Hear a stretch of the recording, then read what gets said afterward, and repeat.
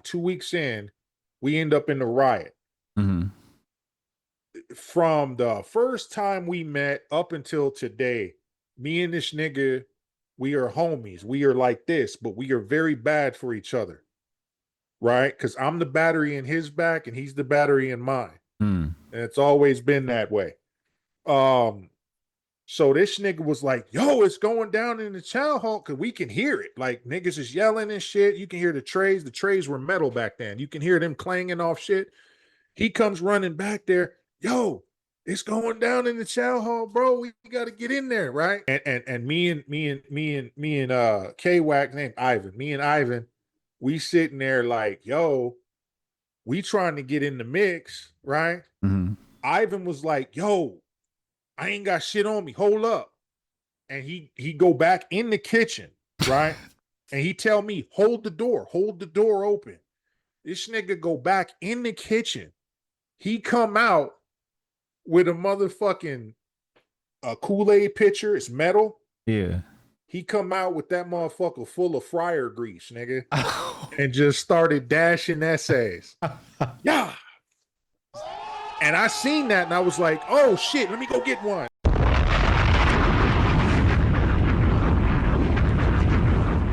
Goldstein, welcome to Hotep Jesus Live. It's good to have you here. The conversation we've been anticipating for a really long time. I know where I want to start. Okay. I know where I want to start. I want to know what Goldstein was doing when he was 13 years old. That's what I want to know. Was he playing sports? Was he outside? Was he chasing girls? Was he robbing banks? What was Goldstein doing at 13? 13 years old. I was finishing up my first year as a heroin addict. So there's that. Wait, what? Yeah. I started young. I started doing heroin before I did anything else. Drinking, weed, all that shit. How? How do you, what? Wait, where were you? What part of the United States is this? I was right out here in Arizona. What? Right out here in Arizona. Yeah. We were living in Phoenix at the time. If anyone's familiar with the area, 7th Avenue and Southern. So if you're familiar with the area, then you also know what goes down at the park, right? And it's a bunch of niggas over there with Visine bottles full of heroin, popping peas, pimping bitches, and doing all kinds of other nonsense. And as a kid, I used to think that was some of the flyest shit ever, right? I'm out there ripping and running, typical kid shit, but there was always these niggas at the park, you know what I mean? Dressing fly, having money, having bitches. And but at the same time, they got the little Visine bottle. They wasn't shooting up. It was a Visine bottle they would have with them on some pimp shit, right? Some of them was decked out. Some of them would airbrush them shits. They'd have the Mexicans airbrush them shits, you know what I mean? With little symbols and designs and shit. But it'd be a bottle full of heroin and water, right? And throughout the day, they would just kind of slow leak that shit in their nose, you know what I mean? And just be on one all day, right? But these were some of the smoothest niggas you would ever want to meet. So as a kid, I'm like, yo, you know what I mean? I used to hang out over there, fuck around over there, and then, you know, I seen them doing that, and I'd be like, yo, what's in the thing? And they would try and warn you off. Nah, you don't need to worry about that, youngster, you know what I mean? But being a kid, you a pest at the same time. So eventually, I talked a couple of the niggas into like, yo, let me see. And the first time I did it, I was off and running, brother. Wait, how tall were you? I was actually a short, fat kid back then.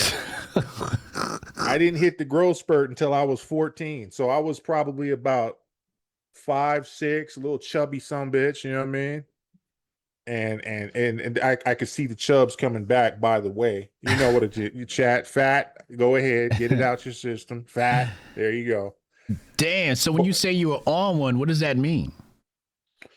I was just, you know what I mean? Listen, my parents loved me, first and foremost. So this is not a knock on them. Okay. But I was adopted, and so I was kind of raised like a reptile. Like they had me, What? But you know, it was like you're on your own type of deal. And they gave me the clothing and the food and all that shit. But there was just not a real connection in that way that you would have for like your own kid.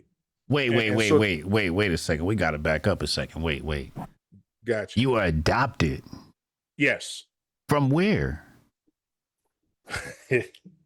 Well, I mean, it's a whole story. Now, mind you, I just found this out about a year ago. Really? Right.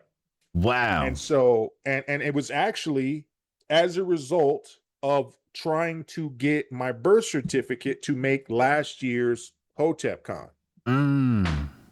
Okay.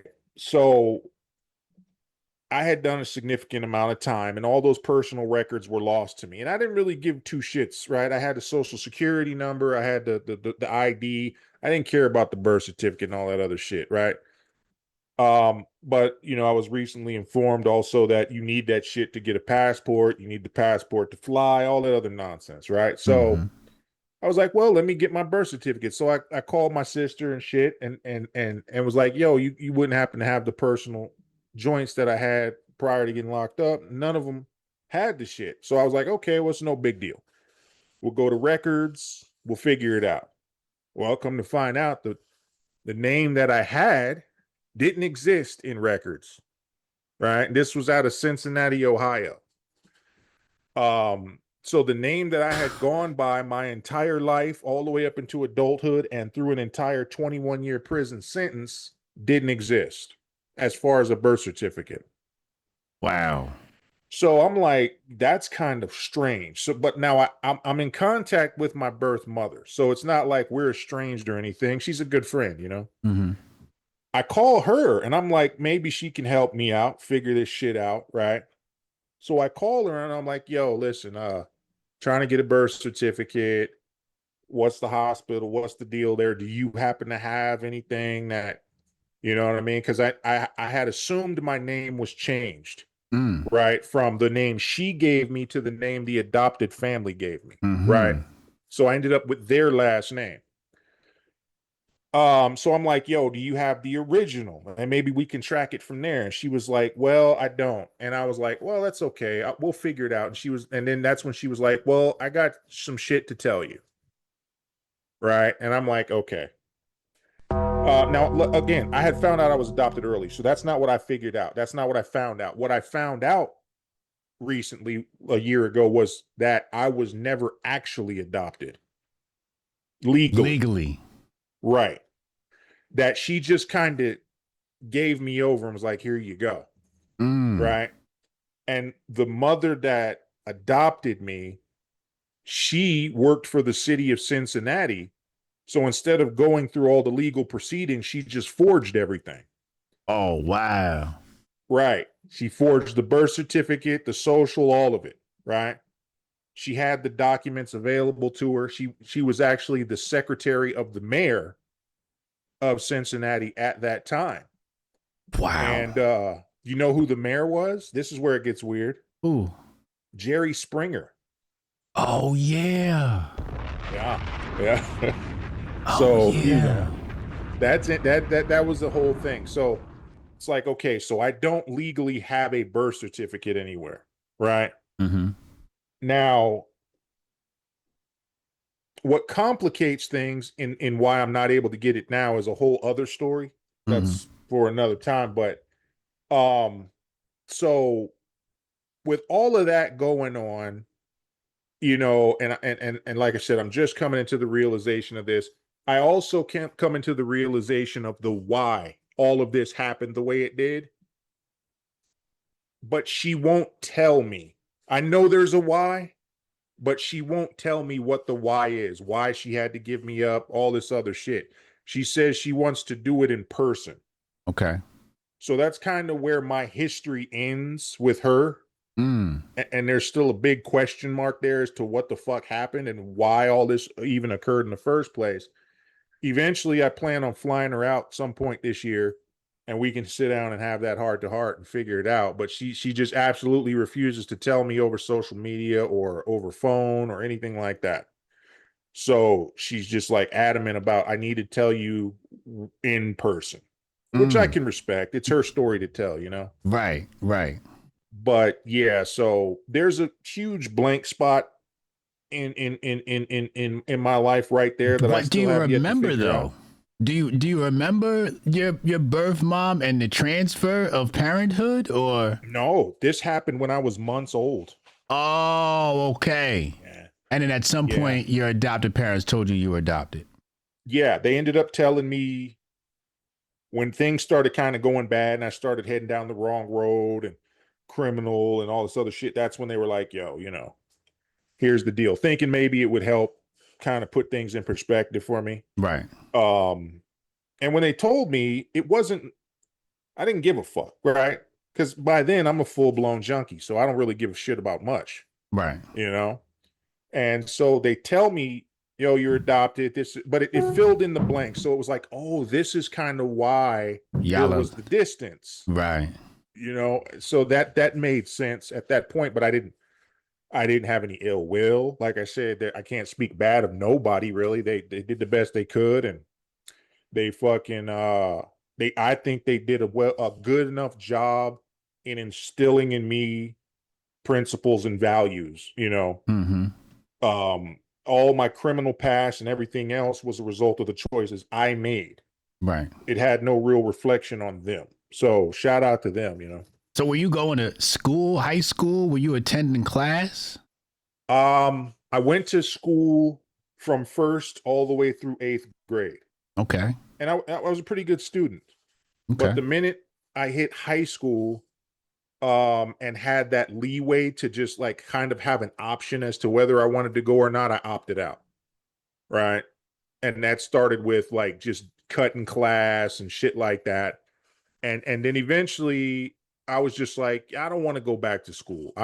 There's nothing really there for me. I felt that at the time. So I just entered into the workforce.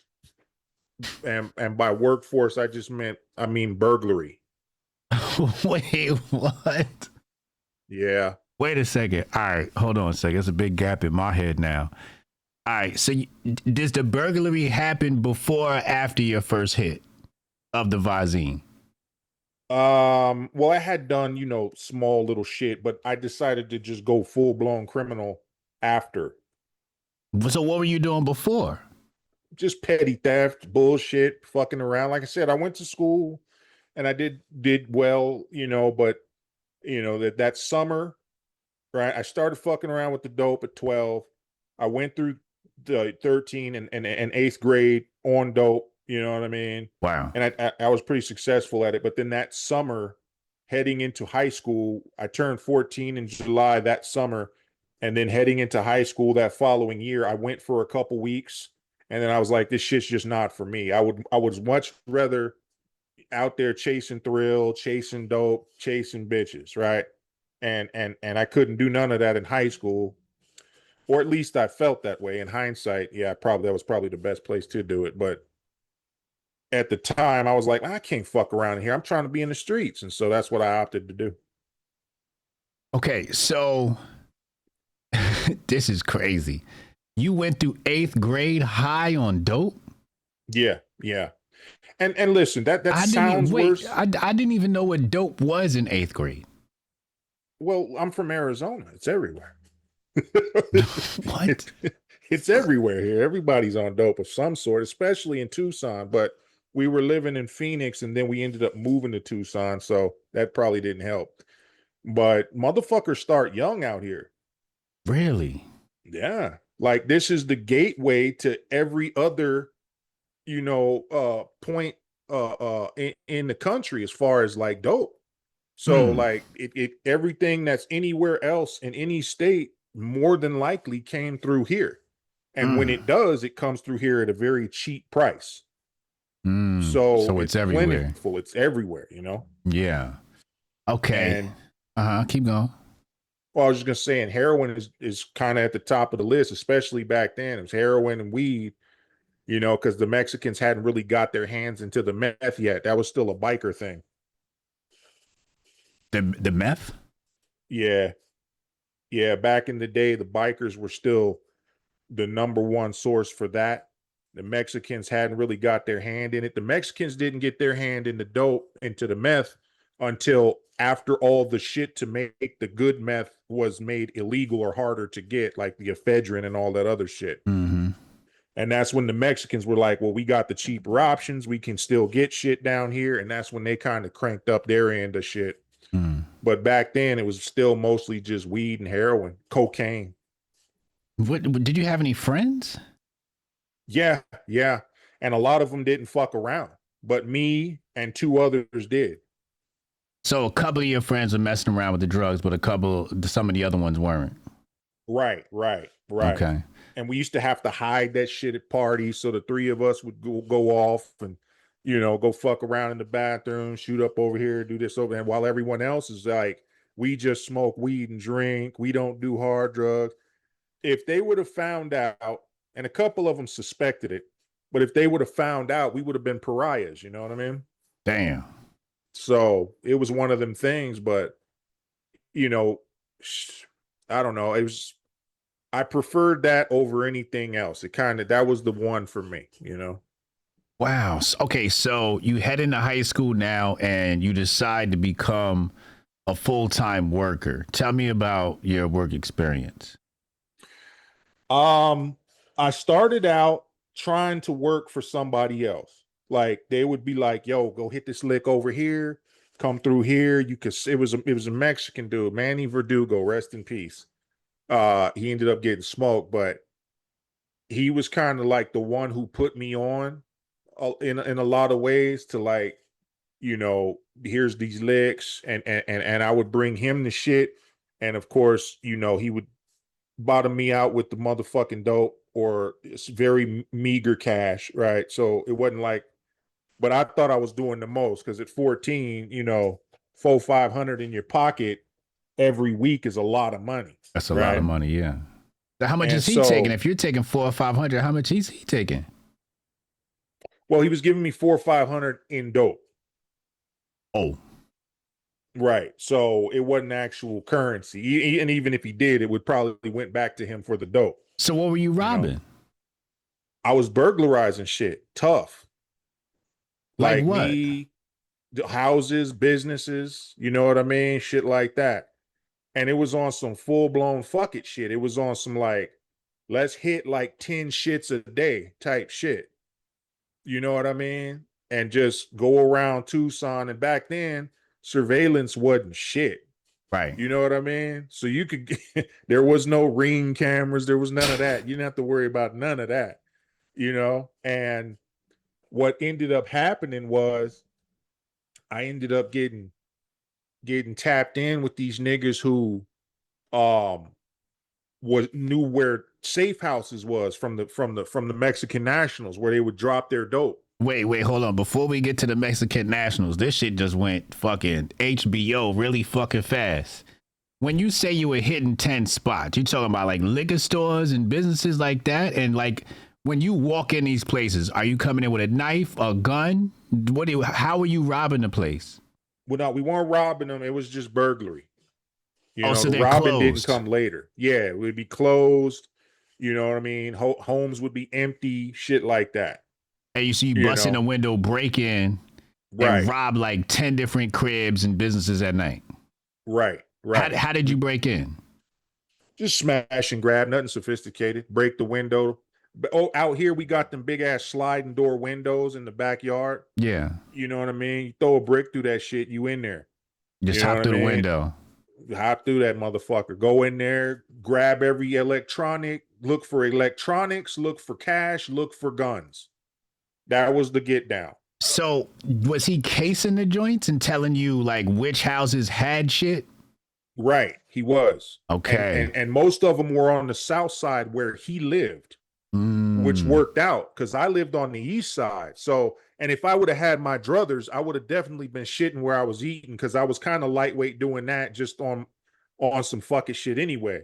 Right. But we would actually go all the way down to his neighborhood on the south side and hit shit down there. Mm. And so he was right there in the cut. We would get their shit. You know what I mean? And like he said, like just look for guns, look for dope, and look for or cash, dope or cash, and look for electronics. You know what I mean? Was he And coming with you? no, he would just he would be at the crib, send us out. We go Who's do our us? thing. Me and the two homies. Those are your homies or some homies he put you up with? One homie that he put me up on, and another that was my personal friend, the one of the other heroin addicts. Okay, got you. So we was out there just doing that, and that was kind of like helping us keep dope. You know what I mean? And a little bit of money in the pocket too. You know what I Right. mean? That was always there too. But you know, we wasn't. I'll tell you this much: we were not, again, a sophisticated operation. We weren't really running shit. I wasn't doing nothing on the level of a fucking Metro Bandit. Okay. I That was just just wasn't about to happening. ask. Right. It was just like I said, mainly to keep us high every day, and to keep a little bit of money for liquor, for whatever, right? But he's taking the lion's share. Right. Damn. Right. Okay. He's coming up. Because he's getting he was a Mexican American, but his family was from over there. Okay. So he's getting dope at bargain basement prices. It's damn near free for him. Mm. So to pay us in dope, he's not paying us really at all. Oh, he was paying. You bring the stuff to him, and he pays you in dope. Right. Oh. So we're walking away with quarter ounces of heroin and shit like that a piece, which is like nothing for him. Right. And then he gets to turn around and sell all that shit for actual cash. Right. And so he's coming up, you know. And it worked out. It worked out. You know what I mean? I don't, in hindsight, again, of course I was being robbed, but as you know, you get older and you get more seasoned, you see that later, you know. Right. Yeah. Yeah. But So at the then, time yeah. So then, after that, you said you're dealing with safe houses now. You yeah, So the Mexican, what would you call it? that it was where they bring dope over the border. Okay. Once they got it over the border, they drop it in these homes that were owned, but they were usually empty. Okay. Right? No one lived in them. And so they'd bring the dope to these places and set it there until they can work out distribution to wherever the fuck it needed to go. Mm-hmm. And we sitting there like, bro, some of these places had metric tons in them motherfuckers. You know what I mean? Like just bales on top of bale, and they'd be in one back room. You know what I mean? A U-Haul would come at 2 a.m, drop all that shit off in nice, like I'm talking nice neighborhoods, right? Word. Where you would least expect that type of shit. Right. You know, and they're just filling these fucking back rooms in these homes up with just coke, weed, you know what I mean, heroin, all kinds of shit. And then that from those homes, they would break it down into like, okay, these 22 pounds go here, this 500 pounds goes there, bloom, bloom, bloom, right? Right. Right. Um, the dude who I ended up linking up with, who wasn't my homie originally, but we started doing the robberies. He was Manny's cousin. Okay. And dude started getting the inside track on where these safe houses were. Mm. And he was like, yo, now the thing about them was they were hard to get. So but once you got one, you didn't really need to get much else. Right. You know what I mean? You were good. And we fucked around and ended up with two. Mm. Like knowing the And locations of two. right. Okay. And from there was a spiral of events that not only lent to me ended up going to prison, but also opened up a whole new avenue of crime for me, right? Because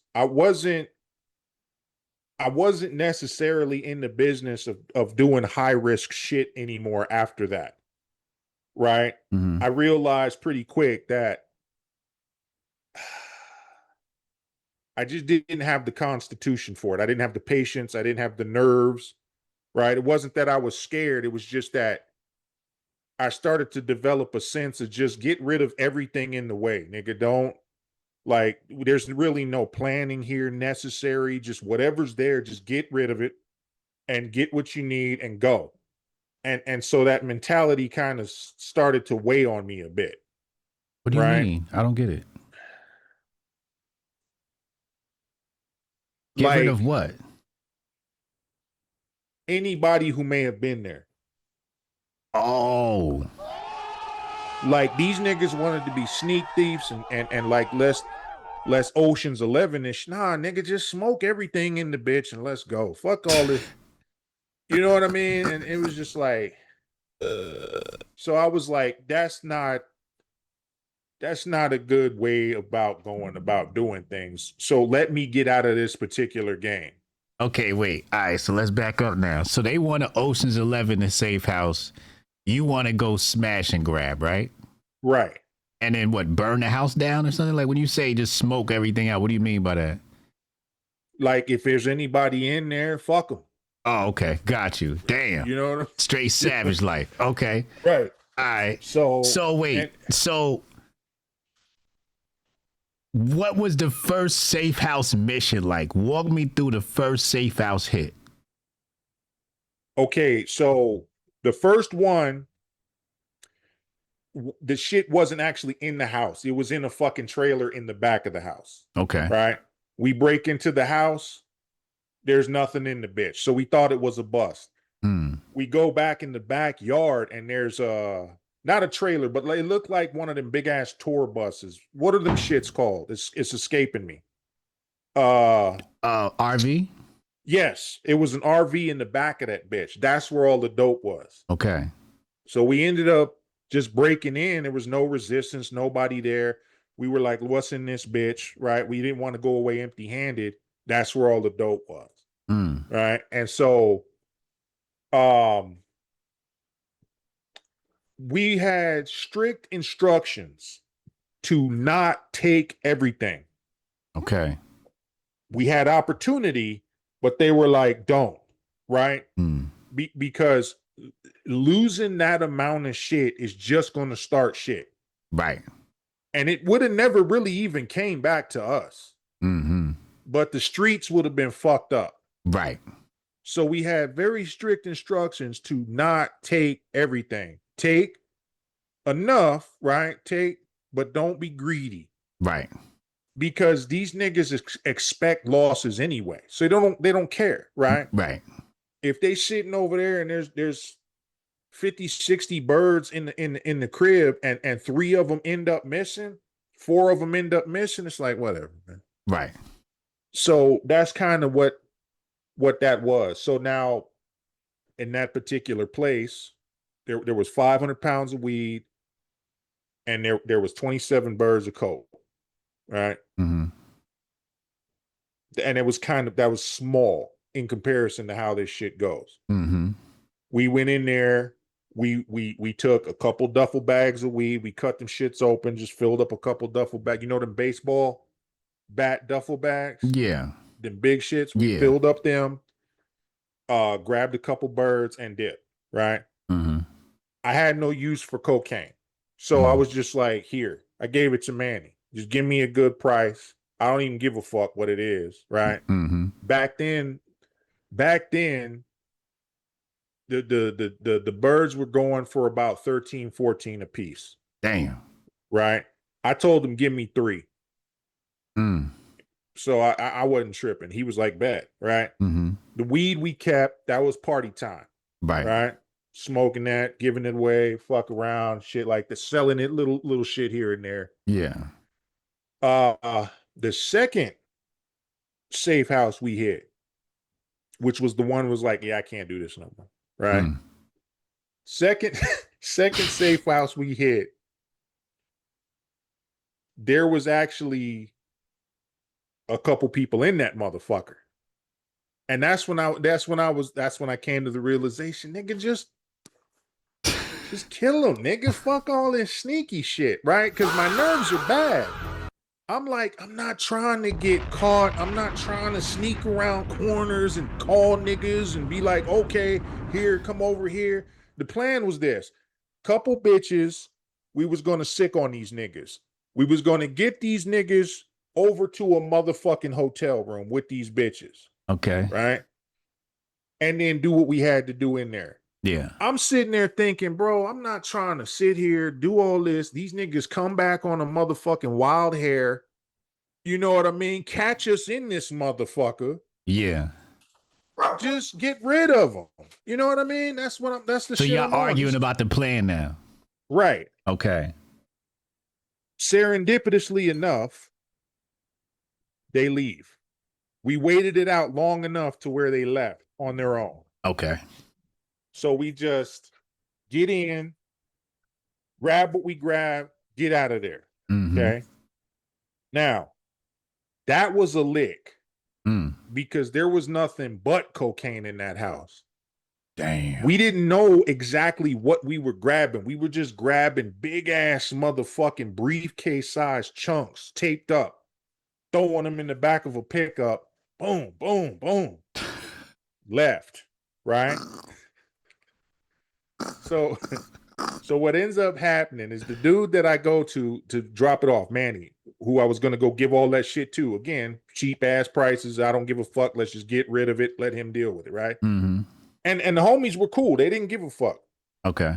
So, you know, he was like, okay, here's what I'm going to do. Right. I can take this much, but I got this buddy, right, who wants the rest. So go over there, fuck with him. Okay. Right? This nigga's name was Flying Brian. Bruh. Hold on. Let me hold on real quick. Okay, no, hold. Well, that's a different. I think Miss Goldstein's here, but Miss Goldstein knows him. You know what I mean? She knows Flying Brian? Yeah, she knows him. This nigga's name is Flying Brian, bro. He's a white boy, but he's one of them high-powered Aryan Brotherhood white boys. Okay. Right? He was from Casa Grande. He didn't live in Tucson, but he would fuck with Manny, right?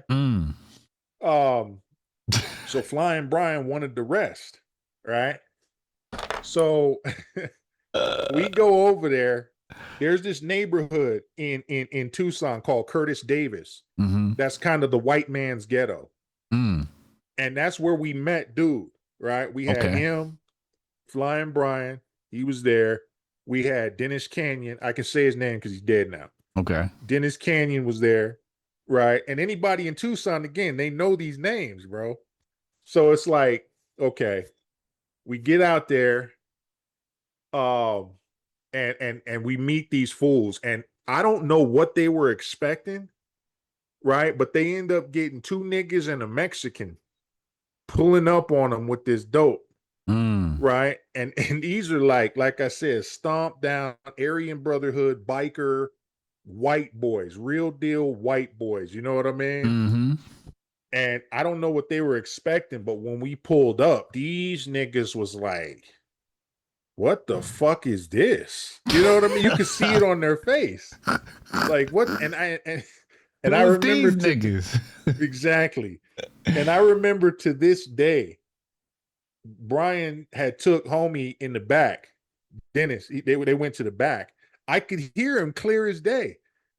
He was like, brother, you mean to tell me you let fucking Manny send these niggers over here with all And I was like, yeah, we're cooked, bro. We're dead. We're done. It's over for us. Because Manny's setting over, he probably told him, hey, I got some people setting over some dope. So he expected some cartel looking cats that got look like they got some money based upon how much dope it is. Right. And instead you get these three ragtag Brady Bunch cats. Oh, exactly. Wow. Rascal looking niggas. Bruh. So I can imagine what was going on in his head. Fortunately, both of them had integrity. Okay. right? They didn't really fuck with us. They didn't like us, but they had integrity. So they were square dealers. Now, I don't know for sure if that's the reason or if they were just, we don't want no fucking problems with Manny. Right. That could have played into it too. Mm-hmm. But over time, I started fucking with Flying Brian. I started fucking with Dennis, right? So they bought that stuff off of you. Yeah, here you go. Okay. Here you go. And we gave him the same price we gave Manny. Okay. I mean, just bottom of the basement shit, right? Mm. So part of that payment, these niggas hooked it up with a quarter motherfucking pound of meth. Mm. Right. And up until that point, I had never really fucked around. Right. I had occasionally, but it wasn't my thing. Like I said, I was a heroin guy. Right. Well, bruh, we fucked around and did a little bit of that. And we had to do it there. I guess that was them like, these ain't cops type shit. Right. So he was like, he threw some out on the table. You know what I mean? And back in the day, they used to call it crank, right? Right. And it wasn't this clear crystal looking shit back then. This shit was like yellow. Mm. You know what I mean? They called it lemon drop. Mm. And it was the shit that if you did a line of it, it felt like half your face was melting. Whatever nose you sniffed it in, whatever nostril, that half of your face felt like it was burning off for a good 30 minutes. Your eye watering, just, it was bad. But I tell you, a little ass key bump of that shit kept you up for damn near 3 days, bro. That's what they used to call prope dope back in the day. That's when the ingredients were good. You know what I mean?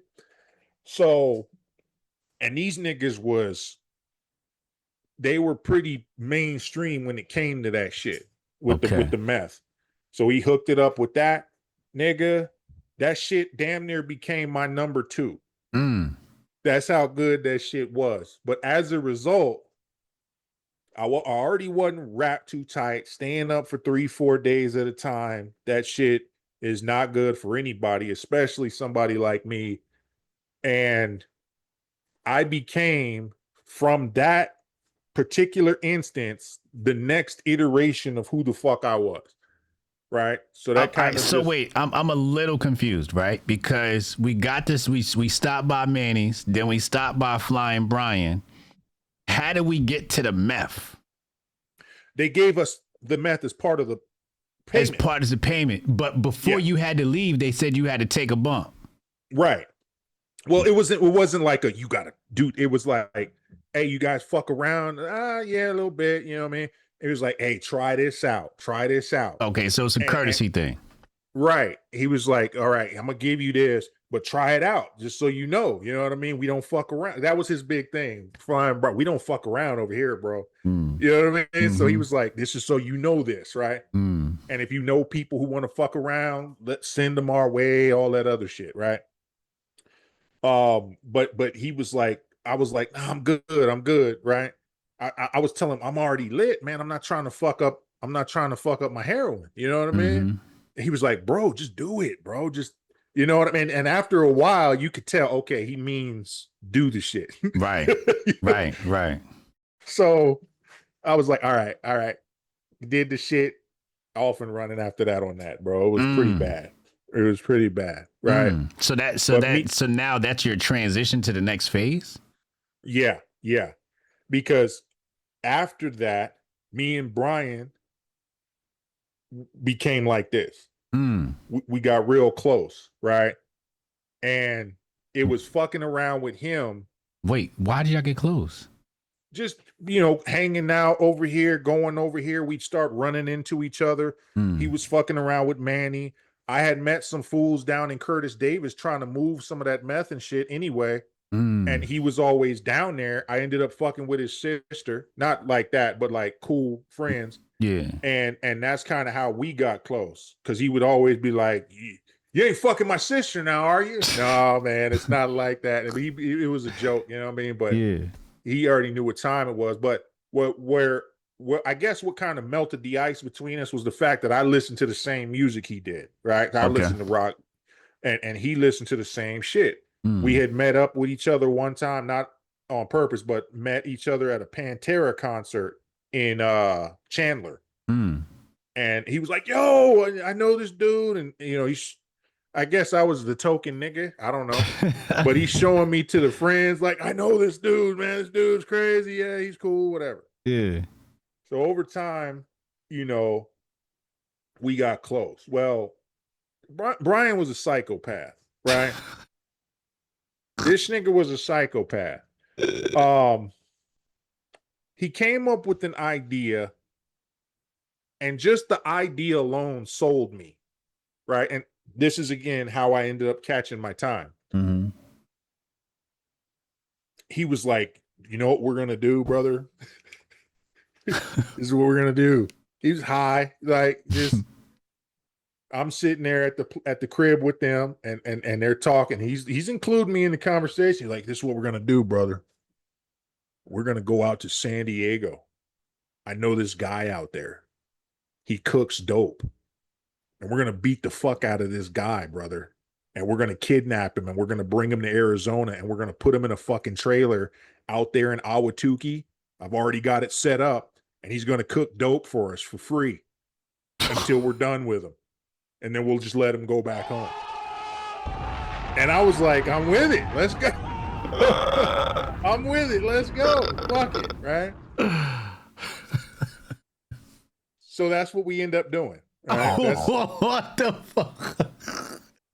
That's what we end up doing. I go on this mission with this fool. We kidnap this cook. He knows all these people from San How Diego. did y'all kidnap this nigga? We just pulled up to his crib and tied him up. What the fuck? Yeah, we pulled up to his crib. He cooked dope, but he wasn't a criminal. Right. He's a You scientist. know what I mean? Yeah, he cooked dope. He used dope. He cooked dope, but he wasn't like us. Right. He wasn't a violent dude. He was kind of scary, that type shit. And so that's what we end up doing. We pull up to his crib, mask up, kick the door in, grab his ass. The bitch in there screaming some more shit. We didn't touch nothing. We didn't do nothing. We just went there for him. Yeah. Grabbed him up, snatched him up, threw him in the back of the shit, took off with him. We ended up driving all the way back from Tucson or from Phoenix all the way back to Tucson, switched up cars and drove all the way to Ahwatukee. Now, from San Diego to Tucson, like once we hit Yuma, we kind of eased up on dude. Like he knew he wasn't going home, so he was just kind of basically in the back seat. It wasn't crazy, you know what I mean? Yeah. And Brian was telling him, you're gonna do this, bro. I got this amount of shit. You're gonna cook this shit up, and we're gonna let you go back home. And if you fuck around, you're not going back home. It's that simple. Yeah. And he was like, "Bad," you know what I mean? So, we had this fool out in this fucking trailer in Ahwatukee in the middle of the desert, just cooking his ass off for 2 weeks. Heroin? No, meth. Cooking meth. Yeah. Okay. And he was just out there getting it in, right? Because what prompted all this is Brian's old cook got smoked. Oh. And he was like, "Man, but he knew of this dude, and he knew this dude knew his shit, so that's what he ended up doing. Okay. And I just helped. I was there on some fucking, pistol whip him, grab shit type shit, like muscle, basically. Yeah. We did all that, and then I was promised a cut of the shit, and he delivered, right? So whatever was cooked up, I got my cut, right? Right. I ended up with 7 pounds of dope. Okay. Of cooked meth. Right. Damn. So I'm not quite sure who to fuck with in this game. Again, I do heroin. Right. Right. And I fuck with heroin addicts. These are tea drinking niggas. These are incense lighting niggas. Right. Right. Meth crowd is a different beast. They're very scandalous people, you know? So I ended up selling some of that shit to two individuals, one of which Brian introduced me to. The other one was his partner. Okay. And he wasn't cool with Brian. Brian didn't give a fuck. He was just like, I don't have nothing right now. Just go talk to homie. Right. And so he sent me over there.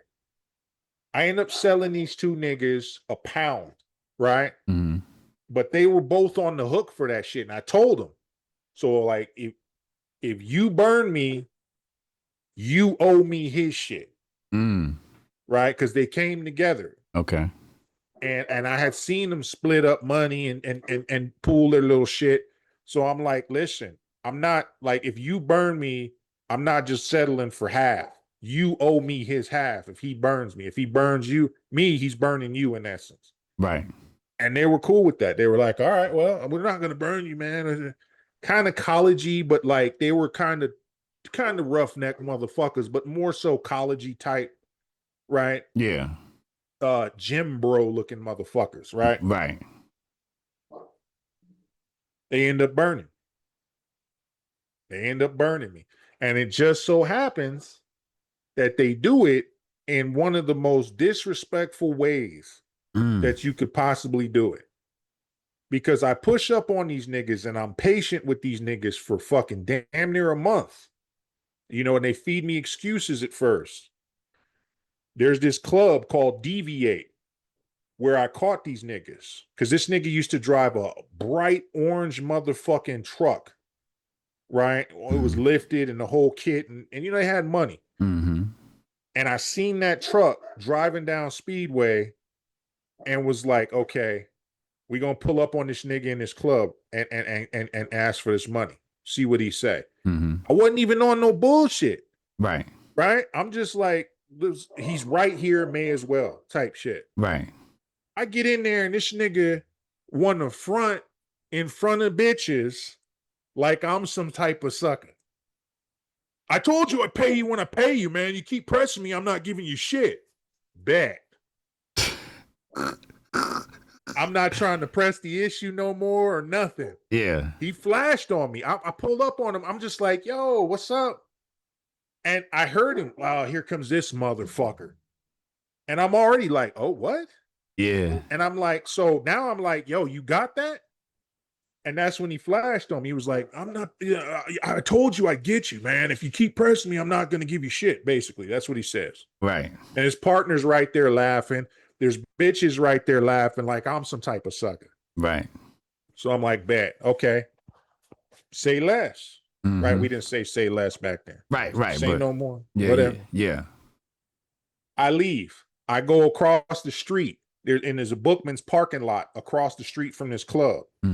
Right? So I'm sitting in the Bookman's parking lot. There's 6 cars in this bitch, right? Me and 4 motherfucking cars that probably belong to these stores. It's a strip mall, but the main store was a Bookman's. It's still there, actually.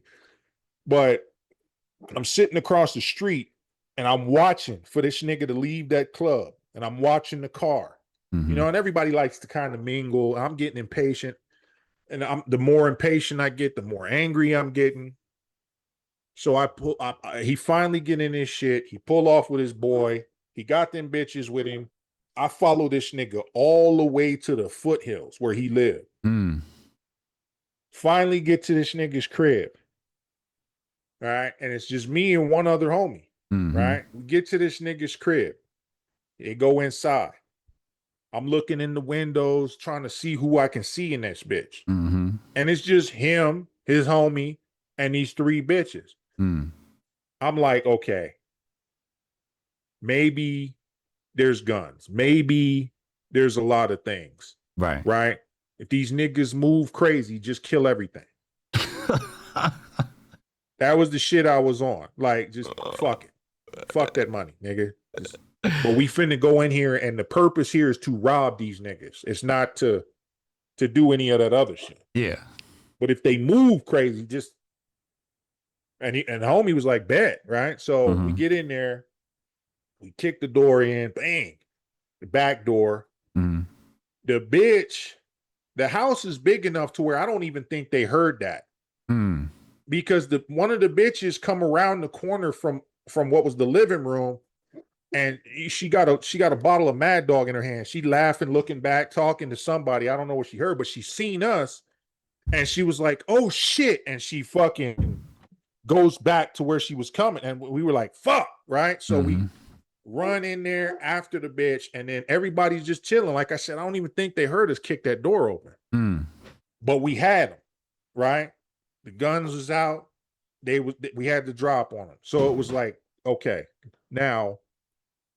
So, and I'm not masked. None of us is masked. We don't. At this point in my shit, I'm so far checked out. I don't even give a fuck about prison. Nothing. Right. Right. So we get in there. I'm like, yeah. Now, where my motherfucking shit, bro? You want to talk heavy in the club?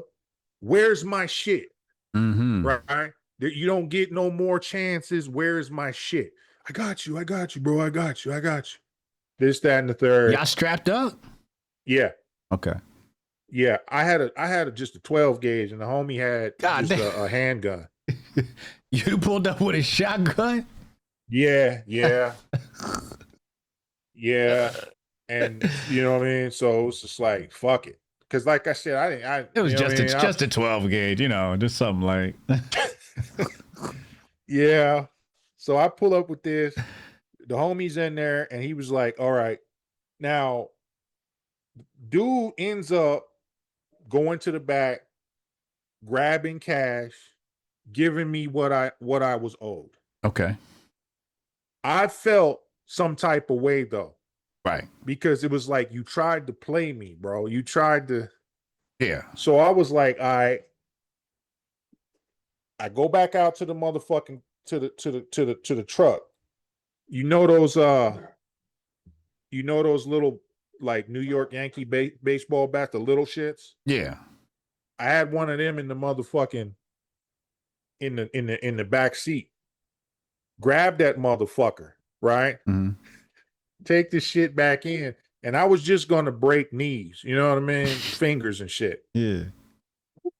But I don't know, bro. I lightweight snapped and started hitting them niggas in the head. The bitches snapped and they screaming, and so what ends up happening is we get arrested for all of it, of course. But come to find out, the homie, not even the one that owed me, the homie ended up crippled. Oh shit! Like permanently. Damn. And the other dude was beat the fuck up. He was fucked off too. Right. So I catch the attempted murder charge, and that's how I end up getting the 21 year. Wow. So these niggas snitched? Oh yeah. Yeah. They they definitely did that. And I wasn't on no bullshit. So when the police was like, why you do this? He owed me money. Why do he owe you money? Gambling. Yeah. So I didn't want to say nothing because I knew I was heading to prison. Right. So I was like, I'm not trying to have that on my jacket. You know what I mean? So why do you owe you money? Gambling. I didn't want to say dope and all that other shit. Right. Gambling. We was betting. I lost my temper. Fuck it. Right. Right. And that's kind of what I ended up pleading to. They gave me 7 to 21 years sentence. What does but that they mean? aggravated the shit because of the severity of the other dude. And then plus, like, while I was in county and they doing all the pretrial shit and all that other shit, I'm on some fuck it shit. I don't care. Like, so I could have been in there on some like, I'm humble. I'm on my suit and tie. I didn't mean it. I'm fucked up on dope. I could have done that, but I didn't care. I was just like, man, I don't give a fuck. I'll do it again, type shit. And that's why they ended up giving me the maximum sentence, 21. You know what I mean? And the judge was like, you showed no remorse. You have no mitigating circumstances. You going, you out of here. And so what was the charge? It was originally attempted murder. And then I ended up pleading down to extreme aggravated assault, 2 counts. And they ran them concurrent, but they gave me 21 on both. So it was like, well, shit, fuck it. God damn. Yeah. And how much of that time did you do? All of it, because I was a fucking menace in the prison. All right, so let's walk through the prison experience, right? So you plead, they about to lock you up. Day one in prison, what's that like? Were you nervous? Were you scared? Were you what was your thoughts? I wasn't, because I just knew too many people in there. Mm. I knew way too many people to be like nervous and shit. And you know, I guess going through that whole county thing, like even though I knew a lot of people in the county and we were wilding out in the county, there was a certain level of shit that set in my head to where I was just like, I don't, I guess in hindsight, I could say I was suicidal Mm. because everything I did was on some I don't give a shit if I die type shit anyway. Right. Right. So that same level of fear that a youngster would have going through all that, one, I didn't, because again, I knew too many people in there. So it was like basically a homecoming in essence. Yo, I ain't seen you X amount of years. I ain't seen you in months. And I was taken care of like immediately. Mm. But at the same time, again, it was just like, there's not a nigga in here who can fuck with me anyway. I'll kill everything standing type shit. That was in county?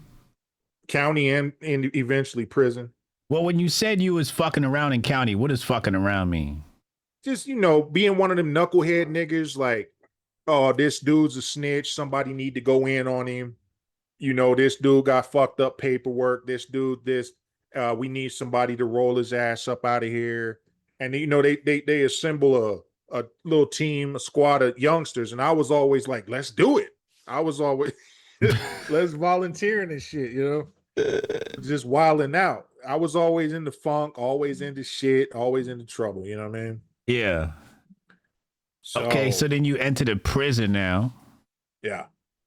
And what's that like? Once I hit the yard, I ended up going to Winslow, yard called Kaibab. It was a high custody yard. And there's nothing but fucking lifers and just people doing all day up there, What does high custody yard mean?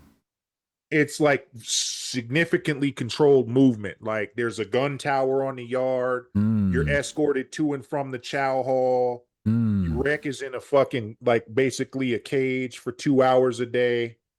And you're in a 2-man cell in a cell block, so it's like real restricted movement. Okay. And so that's where I started in Winslow. And it was about a weekend, I met this nigga from California named K-Wack. He was my age. And he lived downstairs, so we used to talk through the vent. He was from Grape Street. He got me a job in the kitchen. And we ended up working in the kitchen together, and we ended up close. To this day, he's still a homie. You know what I mean? Mm-hmm. I talk to him every day, damn near. But so he gets me a job in the kitchen. We're 2 weeks in to my prison sentence. Riot pops off in the kitchen. What? Riot pops off in the kitchen, bruh. And oh man, it's Mexicans and niggas. Anytime Mexicans or white boys get into it with anybody else in Arizona, they got each other's backs. So if it's niggas versus Mexicans, it's really niggas versus whites versus Mexicans. Okay. And niggas are severely outnumbered out here in Arizona, as you may know. Right. Like, this is Mexican and white boy land, especially in the prison. But niggas is cut kind of different. So, we do okay. Some shit pops off between niggas and Mexicans on the north yard, right? Mm-hmm. We live on the south yard. Fools just take the opportunity to wild out. There's a bunch of debt on the yard. Niggas is not paying their bills to the SAs for the weed and shit. They're on some fuck it shit anyway. So it was a powder keg, and I didn't know any of this because I hadn't been there long enough to have my finger on the pulse of shit. I'm just in there like, yo, when's chow? When's this? What time's 106 and Park? Come on. You know? That type shit. So fucking so we go ahead and end up in a fucking riot. I'm 2 weeks in. We end up in the riot. From the first time we met up until today, me and this nigga, we are homies. We are like this, but we are very bad for each other. Right? Because I'm the battery in his back and he's the battery in mine. And it's always been that way. So this nigga was like, yo, it's going down in the chow hall because we can hear it. Like niggas is yelling and shit. You can hear the trays. The trays were metal back then. You can hear them clanging off shit. He comes running back there. Yo, it's going down in the chow hall, bro. We got to get in there, right? But now we're locked in the kitchen though, because we're kitchen workers, so we can't get in the chow hall unless the police open the door. The police open the door, and like 6 niggas plus me and him all push past that motherfucker just to get out there and shit, right? And this was back then. Niggas was fresh off the weight pile. Everybody was, because by the time I got in, off the weights. Oh, okay. They used to have free weights, but they got rid of them 7 months before I got in. Okay. But niggas still had their size. You know what I mean? Right. Free weight size looking ass niggas. So this big nigga named Booger Wolf, who ended up being my cellie after it was all said and done. Once they put us all in the hole, he ended up being my cellie. Yeah, Booger. He had a gold tooth with a BW diamond, like it was diamonds. Yeah. And it had BW in his fucking fronts. You know what I mean? But that was his nigga's name, Booger Wolf. Like this nigga is Lee Haney sized, right? Dark, crazy looking nigga, right? This nigga's out there, you know, just socking shit. Anything light skinned, he's socking the shit out of it, right? And me and K-Wack named Ivan. Me and Ivan, we sitting there like, yo, we trying to get in the mix, right? Ivan was like, yo, I ain't got shit on me. Hold up. And he go back in the kitchen, right? And he tell me, hold the door open. This nigga go back in the kitchen. He come out with a motherfucking Kool-Aid pitcher. It's metal. Yeah. He come out with that motherfucker full of fryer grease, nigga. And just started dashing essays. Yeah. And I seen that and I was like, oh shit, let me go get one. And so you hold the door, because once the door closed, we can't get back in. Right? So hold the door, and that's all we was doing. Booger Wolf and all them niggas, once they started hearing them white boys and Mexicans screaming from all that hot ass grease, the whole chow hall stopped, bro. And they were like, what the fuck? You know what I mean? Because these niggas was screaming like they was dying. And everybody stopped for a split second. Booger Wolf and all these other niggas were seeing what was happening. It was like, nah, youngsters, no, y'all can't. No, like, what you mean, no, nigga? You know what I mean? What do you mean, no? Listen, total in that chow hall, there was 11 niggas, right? Total. Yeah. 6 of us came from the kitchen workers. Okay. Total, there was 11. On the other end of that, there was well over 50 essays and white boys. What? Yeah, we outnumbered like a motherfucker. Now, granted, not everybody's participating. Right. But they're an available motherfucker. Right. And so that's the odds. We 50-11. Fuck that, nigga. Don't do that. You know what I mean? Got them niggas up off of us though. You know what I mean? Wait, where was the cop that opened the door? He dipped. He went to go to the armory so they can go get the beanbag guns and shit. Right? He just smashed off. They don't fuck around. They don't stick around. They lock themselves into shit. Yeah. And then they call Dart.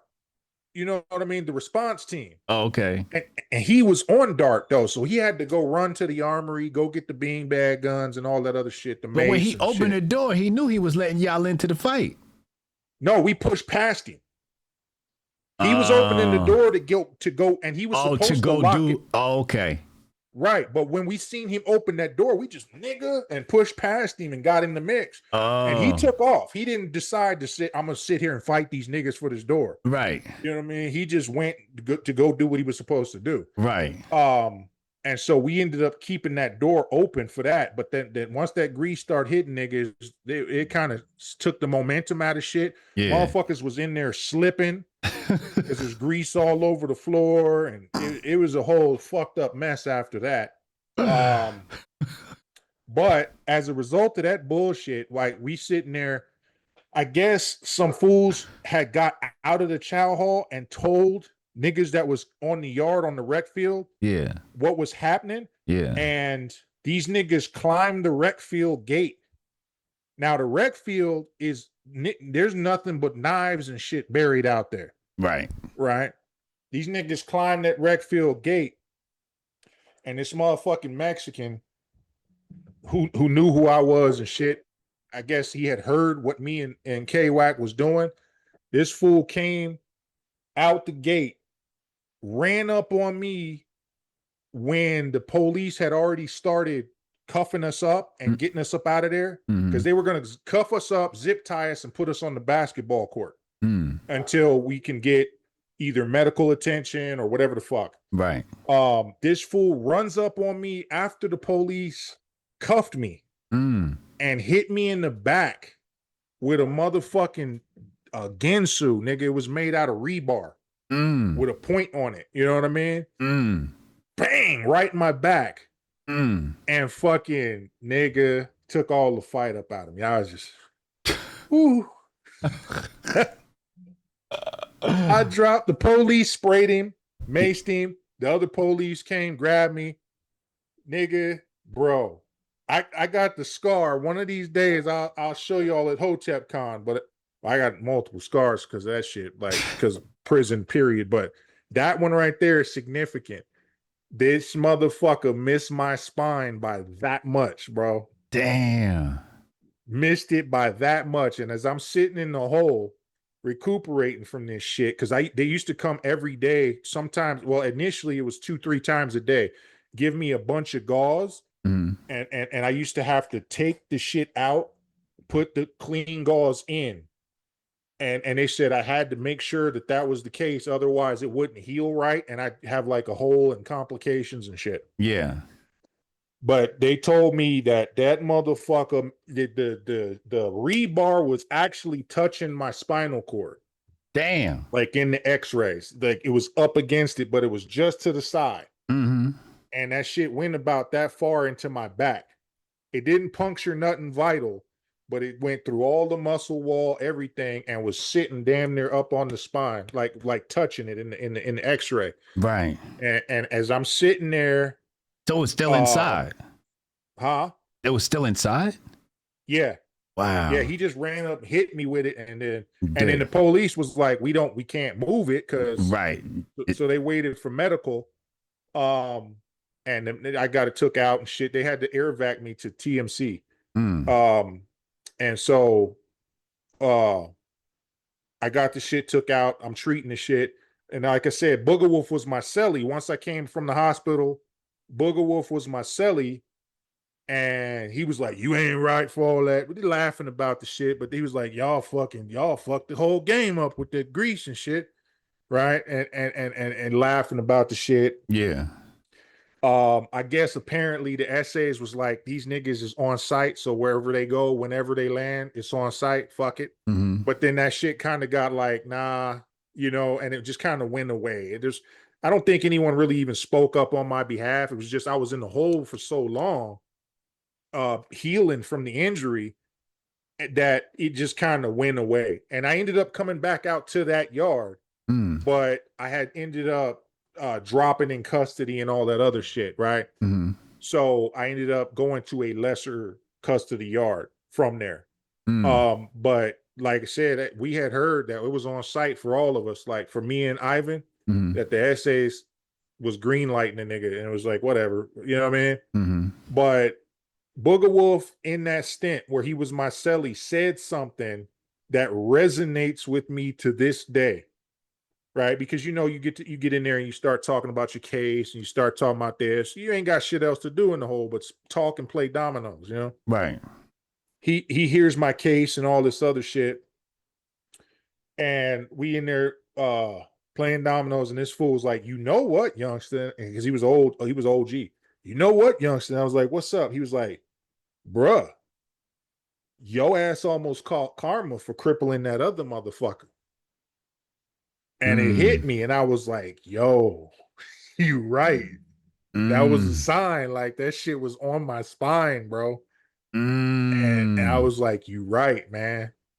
And so that kind of tempered my attitude going forward to where I was less of a crash out and more precise. Okay. You know what I mean? And right. so Like that's if I'm how gonna that bear went. this karma, I need to be able to take whatever's coming back to me. Right. Mm-hmm. Right. Mm-hmm. So yeah, I wasn't any less violent. That didn't come till years later, but I was far more precise. It wasn't just let's go do it type shit, you know? So yeah. So 2 weeks in and you jabbed up in ICU. Yeah, yeah. God damn. 2 weeks, man. That's all it took. You know?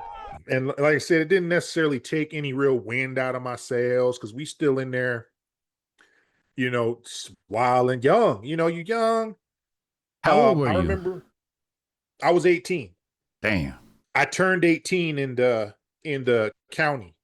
Wow. I got arrested 3 weeks before my birthday, my 18th birthday. Turned 18 in the county. Spent 9 months in the county after that, and then ended up getting my prison number and going to the yard. So I was 18. Damn. Yeah. Yeah. Stayed in that bitch all the way up until 2018. 2018. Yeah. Oh my God. So, all right. So you get transferred out. What kind of trouble was you getting into? Because you said you didn't learn your. Well, I guess you learned your lesson and to be more precise. But what were you doing now in the jail where you were crashing out still? Well, I like to keep weapons on me, right? And on my show, I showed my prison rap sheet.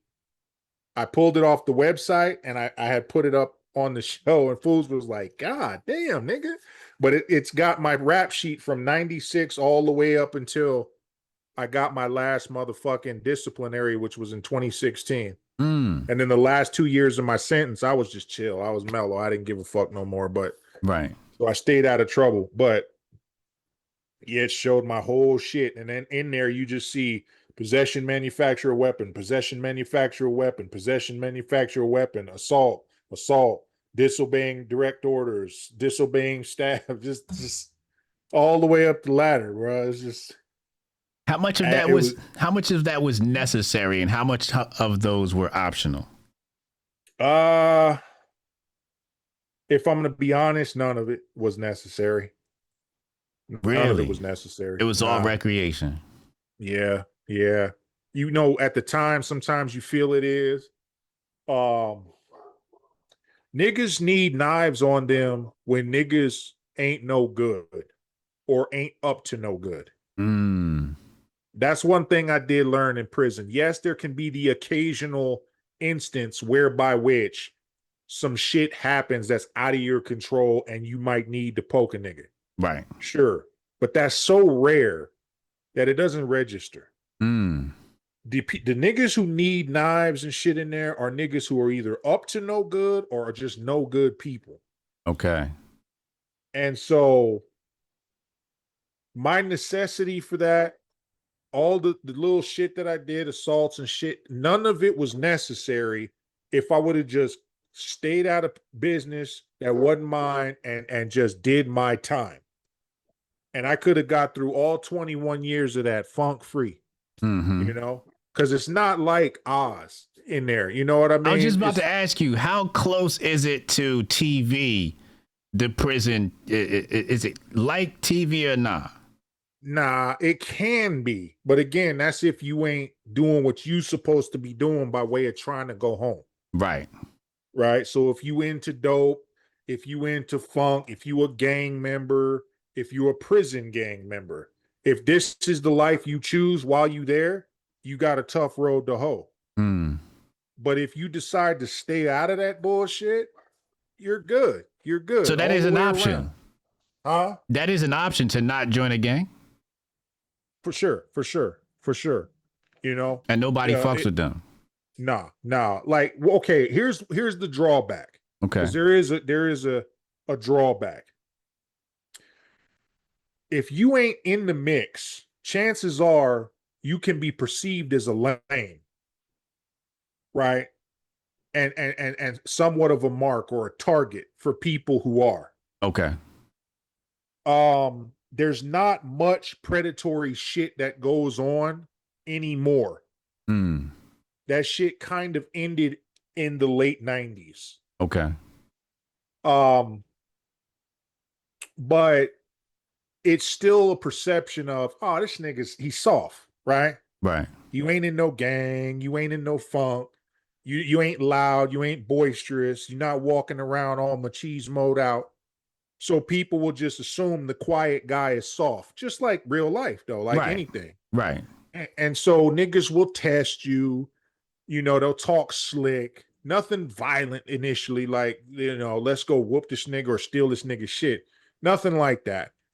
It used to be like that, but that kind of changed over the years. Now it's more like they just feel they can just say anything to you. Like, so like if you move wrong in their estimation, they'll talk crazy. Hey, motherfucker, this, that, and the third. And now all you got to do is just, well, let's get it.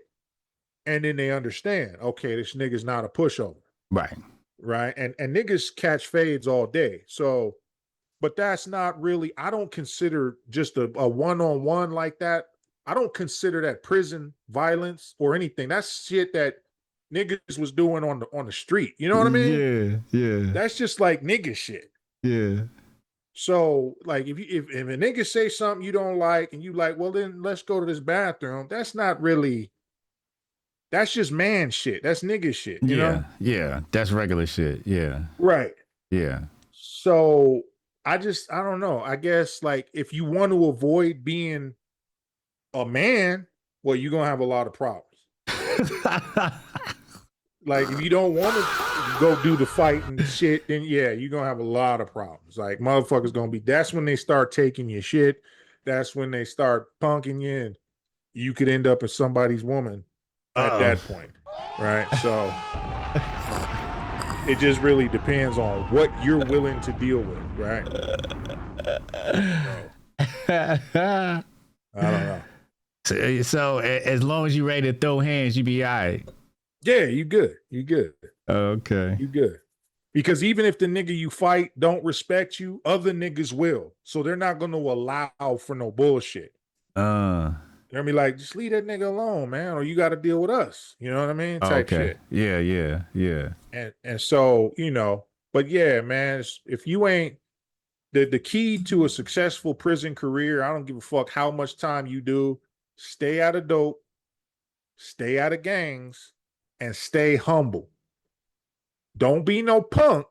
Right. Because that's just more problems than it's worth. But stay humble. Don't be no, because if you're not about it, nigga, don't present yourself as that. Right. And you'll be fine, So when you say stay out of dope, what does that mean? Don't do drugs? Don't do or sell. Just stay out the game completely. Why? That's what sparks shit. That's the main catalyst for sparking shit in there. Because somebody's not paying somebody, and right. You ain't paying your debts. Or you got dope and somebody steal your shit, and now you gotta do something about it. Right. Now niggas had a little bit different vibe when it came to that. If you brought some shit in, that was your shit. Okay. There's gonna be niggas that do expect it, but it's not mandatory that you tear it off. Okay. If you a white boy or a Mexican and you bring some shit in, it's mandatory. You got to tear off 20% of that. Got you. Then the rest is you, but you gotta pay up. You gotta pay the big homies. You know what I mean? Right. Niggas didn't have that because there's not enough cohesion amongst niggas To for organize that that. type of shit, right? You got Crips, you got Bloods, you got this, and each one of them kind of take care of their own set. Right. With the white boys, you just got the Aryan Brotherhood, and with the Mexicans, until recently, you got Mexican Mafia. And that's that. There was no street gangs. You ain't doing none of that shit. Once you get in there, you put your street gang out there and you represent the race. With niggas, you only do that when there's a threat. Okay. Outside of that, your street gang come first. That's your family, you know? So that's kind of the dynamic with niggas. And again, it wasn't always like that. I watched that evolve into that. Because when I first came in, if you were in a gang, you were almost a target for the niggas who were in a prison gang. Right? But that was slowly starting to turn because more and more Crip niggas and Bloods was starting to filter in. And so wait, if you were a gang member and you entered the prison system, you became a target? Yeah, if you were a street gang member. Oh, okay. Got you. Because they wanted the same type of structure that the Mexicans and the white boys had. I got you. And at the time, it was the AAC and the Mau Mau. Okay. Right. It was just the Mau Mau originally, but then they split and that became AAC. But they wasn't beefing or nothing. They just had philosophy differences. Right. Right. But those were the two nigga prison gangs at the time. When you came in, you were expected to toe the line of these gangs. And they had very strict rules, and you know, like when you first came in, they gave you a bunch of literature, right? They gave you Soledad Brothers, they gave you shit, what's the name of the one from Francis Cress Welsing? ISIS Papers. The ISIS Papers. They gave you all of this, and it was mandatory that you had to read it. You know what I mean? Right. To help get you some sort of knowledge of self. Okay. So, but as time went on, because these niggas was kind of on their goddamn self, they was preying on youngsters, right? So they was trying to turn youngsters out. They was giving youngsters dope and trying to fuck on them and shit, right? The ones who wasn't in gangs, but just if you was a youngster and just kind of green and shit, that's what they was trying to do. Well, the Crips, it was mainly Crips at the time because there was more Crips coming out of Phoenix than there was Bloods at the time. So they was the deepest gang in there, then Bloods and then everything else. But the Crips seen this and they didn't like these niggas pressing them anyway, talking about you got to leave your gang at the door and all this other shit. So they took the opportunity of some of these niggas, the high profile ones, they took the opportunity of them, you know, being predators against youngsters and used that. And they said, this is why we finna go at these niggas. But really it was because they just wanted to rep their set. Right. And they didn't want to be under that yoke. Right. And so what happened was they ended up forming something called UCG, which was the United Crip Gang. So every Crip all throughout Arizona, whether it was a Tucson hood, a Phoenix hood, or whatever, if you was a Crip and you came in there, that was your car. Okay. And they ended up getting deep within a matter of a few years. So like I said, I watched that dynamic change from 96 when AAC and Mau Mau were about that life, all the way up to about 99 when it was just like it was over for them. Now them niggas is damn near non-existent. Now it's just wild. There is no structure with niggas. There's this car, you know what I mean? There's Crips, there's Bloods. The Crips done split up. Now it's Phoenix Crips versus Tucson Crips, Phoenix Bloods versus Tucson Bloods. There's a significant amount of GD in there now. It's all over the map. Right. So niggas have zero structure in there. And this is partly why the other races kind of don't fuck with us and don't like us, because there is no structure. But and niggas just feel like they can do whatever they want and usually do. But you know, that's part of the reason. But at the same time, I see it as a better option for niggas who aren't in gangs. Because when you have so much shit going on around you, there's no central authority that focuses in on you. They're too busy focused on each other. Right. And so if you're a person who stays away from all that, you have a better chance of making it out than they do. When you say making it out, what do you mean by making it out? Actually getting up out that motherfucker and not dying in there or staying in there because you did something to somebody else. Oh, because if you do something to somebody else, you got to do that time as well. Yeah. So that's why you're saying stay away from the gang stuff, because with stay away from the gang, stay away from the dope. Otherwise, that shit's hand in hand. Otherwise, you're gonna have to deal with some bullshit. Yeah, your chances increase exponentially of dying. Yeah, dying or killing, one of the two. So which one were you? If I had to quantify myself, I was a bit of an anomaly. Okay. Right? Because I refused to join gangs. I flat out refuse. I used to tell niggas who would recruit, like, nah, you finna join my shit or we just ain't rocking. Fuck it. Right? And that's what kept me out of the gangs. I wasn't trying to follow no other nigga. Yeah. Right? And there was a few times where it was appealing, you know what I mean? Mm-hmm. Because Outlaw, my homie, he's from West Side City Crip. He was one of the founders of UCG. And he used to be like, yo, man, just, you know, man, just, you ain't even really got to be a Crip, nigga. Just, you know what time it is. This is where you know, we got you got us type shit. Yeah. And a couple times it was like, yeah, well, shit, you know, because life is easy in that structure. Because like I said, if you in the know, you get certain benefits and perks and shit, right? You get the dope. And I'm still a junkie now.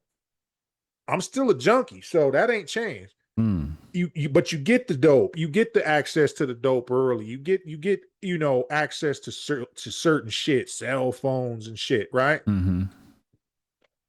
As somebody who's on the outside looking in of all that, you don't really get access to that.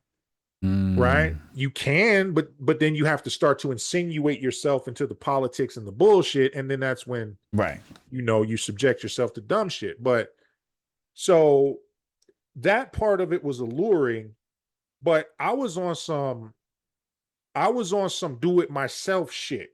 Okay. So it was like, okay, I could buy dope from you, or I could just knock a bitch in this kitchen and get it brought into me. Knock a bitch in this kitchen? What does that mean? Like one of the kitchen workers, that's the street bitches, like the bitch, you know, the ones that go home. You know, they got the guards, they got the COs that work for the prison, and then they contract out their kitchen workers. So so these are not inmates. No, they're just normal folk. Okay. Right. And so like, and I tell you, knocking a bitch in the kitchen was like the easiest inside track to get whatever the fuck you wanted in there if you's a nigga. What does knock mean? Like pull her, just, you know, pull her coattails, woo her up, you know, tell her I love you and all that other bullshit. You know what I mean? and get up at her type shit. You know? Spin right? Game in the air. Right. Okay. Right. Selling her a dream type shit. Okay. And so that's the type of shit I was on. It's like, okay, because I was cut off from my family, not because they cut me off, but because I'm like, y'all don't got to do this time with me. I'm the one who did the crime. I'm not going to make y'all visit. I'm not going to walk y'all through this. Don't send me no money. I'll be fine. Right. Right. And so that was my means of getting it. Like I had nothing but spitums and just knocking bitches and hustling, you know? And so it's like, yeah, I could get shit from you. You getting shit, you know, you bringing shit in your ass from visitation. your girl bringing shit up, whatever. Mm-hmm. And it is what it is. I'm not saying it's a horrible thing. Let's keep it a buck. But I'm not like in its proper context, that's how you do it. Yeah. Or I could just have this bitch bring it to me. Uh, that works here type shit. okay. And so that was my angle a lot of times. It's like I used to finesse the staff. I used to finesse the white shirts. I used to finesse the COs, all that. You know what I mean? Mm-hmm. And I was pretty good at talking. So that was my tool. That was my means to an end. And it wasn't always about bring me some dope, bring me a phone, shit like that. A lot of times it was like, yo, bring a nigga a Whopper one time type shit. You know what I mean? I ain't had Burger King in 10 years. Exactly. And a lot of times they're more than happy to do it because they see the joy you get from it, which is something they ain't had. They've been free. It's like a Whopper's a Whopper, but when you bring it to this nigga, it's like a whole thing. It's like, wow. Yeah. And so that moves them sometimes, especially women. Like, let's keep it a buck. They moved by that. And so it's easy to get what you want up out of them. Now, having said all that, I'm not proud, whatever. But that was a means to an end in there. You know what I mean? So that's what So when did your Hotep moment? Because it seemed like niggas always go to jail and then get conscious and Hotep, or was you born Hotep? When does the consciousness and the awareness start to kick in, and how does that happen? No, I went in there with it. You went in there with it, okay. I went in there with it with a proper foundation of it. And how? Then there were things, huh? How? Where did you get the foundation from? From the same niggas that gave me dope, heroin, when I was 12. Really? What was they teaching you? A lot of them niggas had been in prison. You know what I mean? Okay. So I'm listening to these niggas spit the motherfucking 5% mathematics. I'm listening to all this. Okay. All of this was the appeal. You know what I mean? To me. It was a conscious community, except for the fact that they were all junkies. Right. And so that was the appeal. It wasn't just like I said, it was out there knocking bitches, but they was knocking bitches on some, you got to know your proper essence, queen type shit. You know what I mean? And working that angle, but still spitting. They still spitting truth, Right. Damn. And so I kind of went in there with that. And like I said, once I got in there, certain things reinforced it. Mm-hmm. Because I had never heard of Francis Cress Welsing until it was mandatory that I read them ISIS papers. Right. And I did that the first couple days I was in there, and I read them shits and was like, yo, but I already had the mind to be able to accept it. A lot of niggas read it back then. They read it just to get it out the way. They didn't retain none of it. They didn't give a fuck. You know what I mean? They was just knuckleheads. They was just YNs. Right. I had already a foundation that helped me appreciate it, Right. And actually gain something from it, from that and other things that I had read throughout the years. And I always had that thirst for learning shit. Like, let me learn some new shit type shit. Despite the fact that I was a knucklehead, despite the fact that I was a junkie, that never really got in the way of that. And so I guess that could be attributed to the woman who adopted me, because she gave me that before anything else, that thirst for knowledge and to know shit, right? Yeah. So how did she do that? She used to read to me a lot. Okay. Like, even when I was past the age where you would read to a motherfucker, right? Yeah. She would still be like, sit down, let me read you this. On some adult shit, but she would always read to a nigga and be like, and then she'd be like, didn't that trip? And, just keep stoking a nigga's curiosity on shit. And I was always willing to hear it because everything she brought to the table was interesting, Mm-hmm. So that's kind of how she did that. And I found out later in life that that's a good method of being able to do it, because it's almost like the storytelling method that helped the ancestors pass down, vital information. Right. And so it kind of went hand in hand, and you learn that later. But at the time, it was just me listening to moms type shit. And some of the good moments with her was that, like, let me read this to you. She'd read me news articles. She'd read me new discoveries in science, shit that fascinated her. She would be like, let me tell this nigga this. And it Right. fascinated me. And so that's kind of what helped. Like, that's probably the biggest thing that helped, right? Mm. Because now that I realized after I got locked up, when all you can do is read, I realized, I could easily pick up a magazine, a book that's nowhere near anything I'm interested in, but I'm able to sit down and read it and have the patience to get through it just to see what's in it. Mm. And I realized that not a lot of people have that. Right. Like, if you give them a book or a magazine and be like, here, check this article out, they're gonna be like, because if it's not their interest, they don't care. Right. Right. But I'm just like, what the fuck is it? Let's see, And so Isn't it a trip that the streets used to be conscious like that and dropping that knowledge, and the black bruh, community as a whole, like, and then how do you contrast that with what the black psyche is when you get out? let me tell you, it was tough. It was tough because there was a moment when I got out that I wanted to go back. I'm not even bullshitting, bro.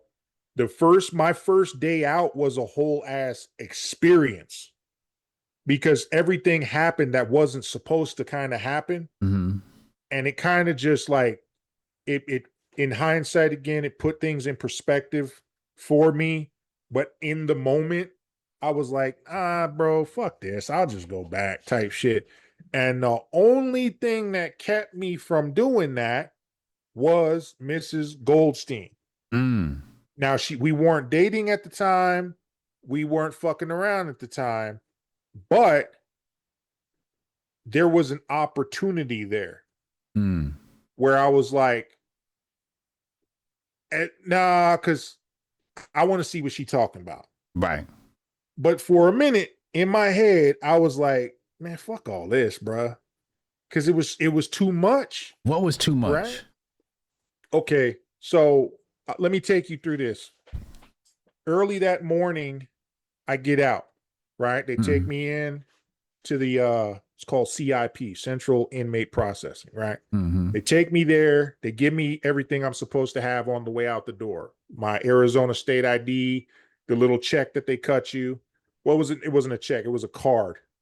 Um, they just keep calling it a fucking check. It used to be a check, but Mm. times had evolved while I was in there to where they give you a little debit card now.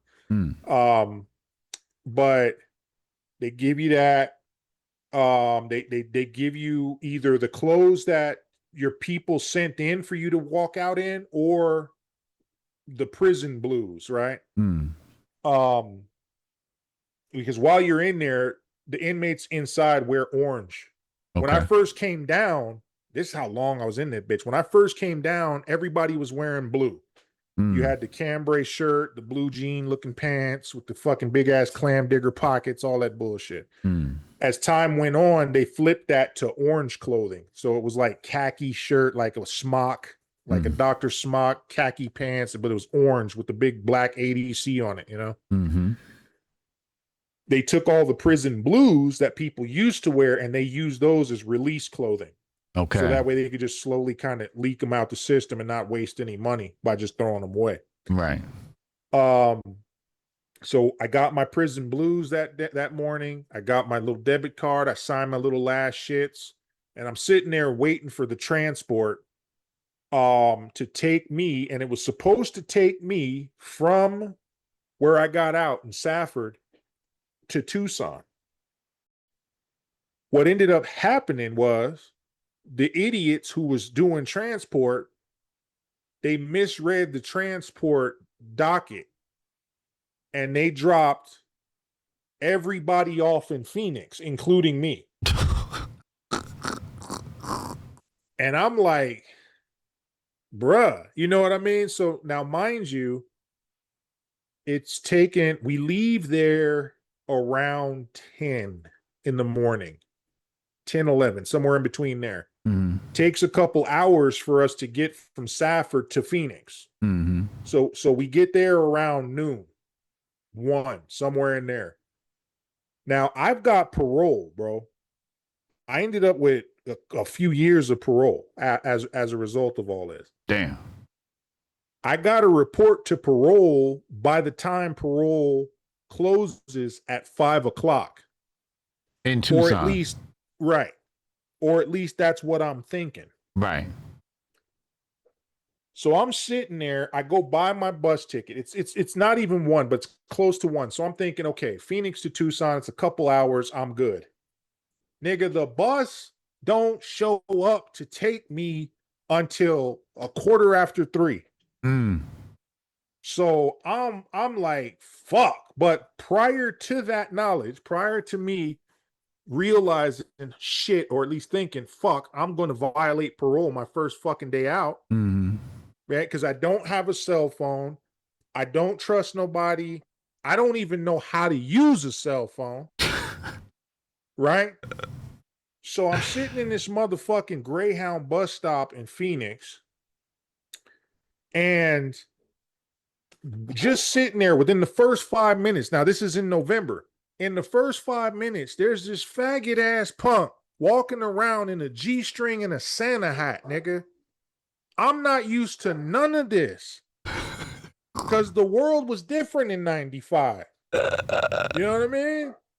This punk walking around in a G string and a Santa hat, no shirt, elf boots, walking around smoking crack with niggas in the bus stop.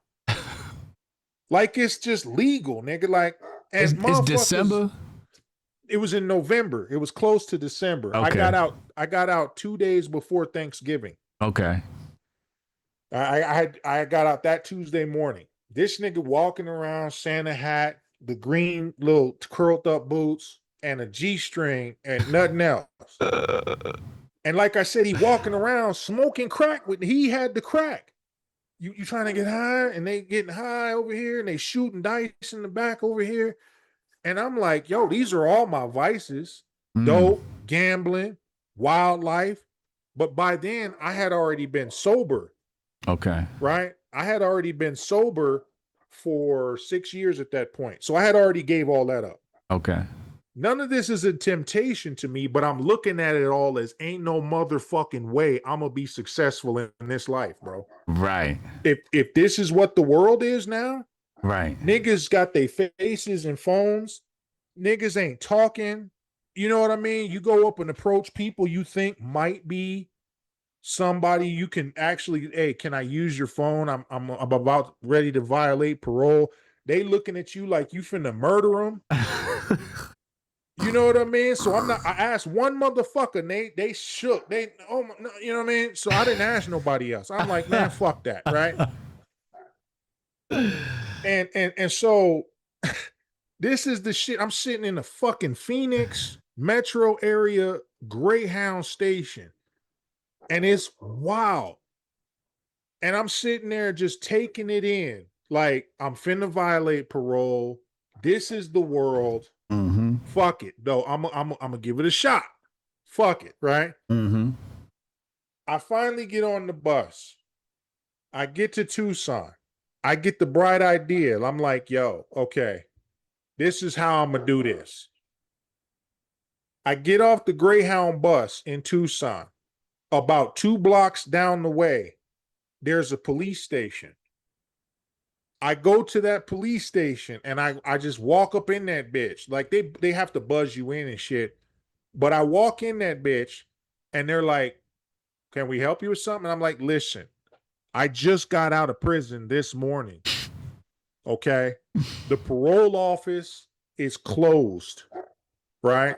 It wasn't closed. It was about 10 minutes till, but I'm not going to make it there because I didn't even know where the bitch was. Where I thought it wasn't anymore. Right. Because everything changed. Right. I tell the cop, I'm about ready to violate parole. Hey, and Pete, when I said that, the nigga put his hand on his like right now type. Like what he you didn't say finna do? Right. But I was like, I just got out. I'm not gonna be able to get there in time. I don't even know where the bitch is. Is there any way I can use y'all phone? Because I don't know how to use a cell phone. I'm telling them all this. I'm just humble. Like, fuck it, bro. I need help. You Right. know? And he was like, oh, okay, no problem, no problem. He dialed up parole. I end up contacting my parole officer. I tell him the whole shit. And he was like, oh, no, don't even trip, bro. You got 72 hours to report.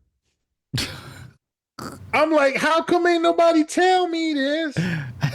It's not in my conditions of release or none of that. Right. And he just tell me like this is common knowledge. Nah, you got 72 hours to report. Don't even trip, man. This is and he was like, where are you at again? I'm like, I'm at the police station. And he was like, well, what happened? And I just walked in this bitch. I didn't know what else to do. Right. You know what I mean? He was like, and then once I started telling him, man, I didn't do it all this time. I don't know what the fuck going on out here. That's when he was like, oh, okay. Just, you know what I mean? Yeah. So he kind of talked me down. I'm having anxiety, all this shit. Yeah. But after I leave from there, I get the parole situation settled, but I'm also released to a halfway house. Okay. Where I don't know where that is because I don't know my way around Tucson no more. The streets done changed.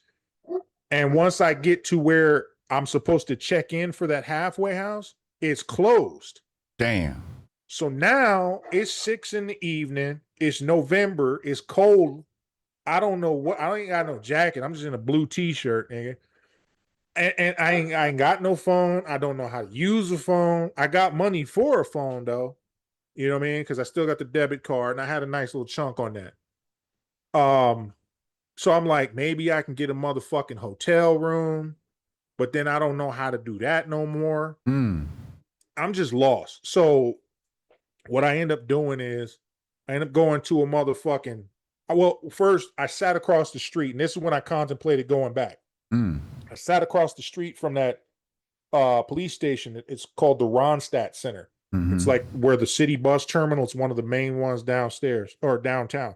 I'm sitting there just watching, like taking it in because it's one of the familiar spots. It used to be where I used to fuck around and bullshit when I was young. It's a familiar spot.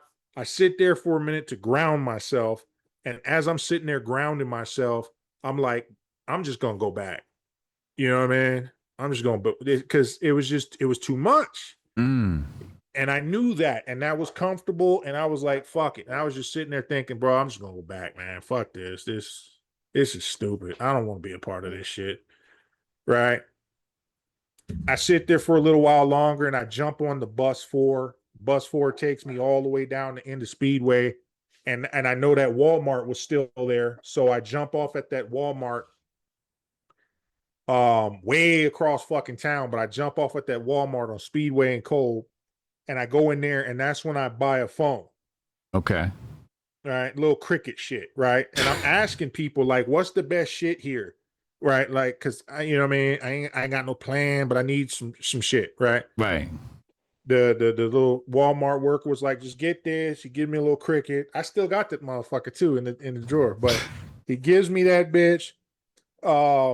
And he's like, buy these cards, and these cards activate. I'm sitting there with these cards, nigga. I don't know. I didn't even know how to turn that phone on, bro. The SIM cards? The little like time, like 50 hour or no, a calling month. Cards? Yeah. You get a month and you can unlimited data and all that other bullshit, right? Oh, the activation card. Yeah. So I'm sitting there like that, and then I don't know. I did not know how to turn the phone on. I knew, okay, I charged it, and there was a little Burger King in that Walmart. I charge it, I turn it on, but I don't know how I can't get past that first screen where it's like, welcome to whatever the fucking phone was. Yeah. There's no buttons to push. You know what I mean? It's just a screen, nigga. I'm like, nah. So, okay, now I have Mrs. Goldstein's number, right?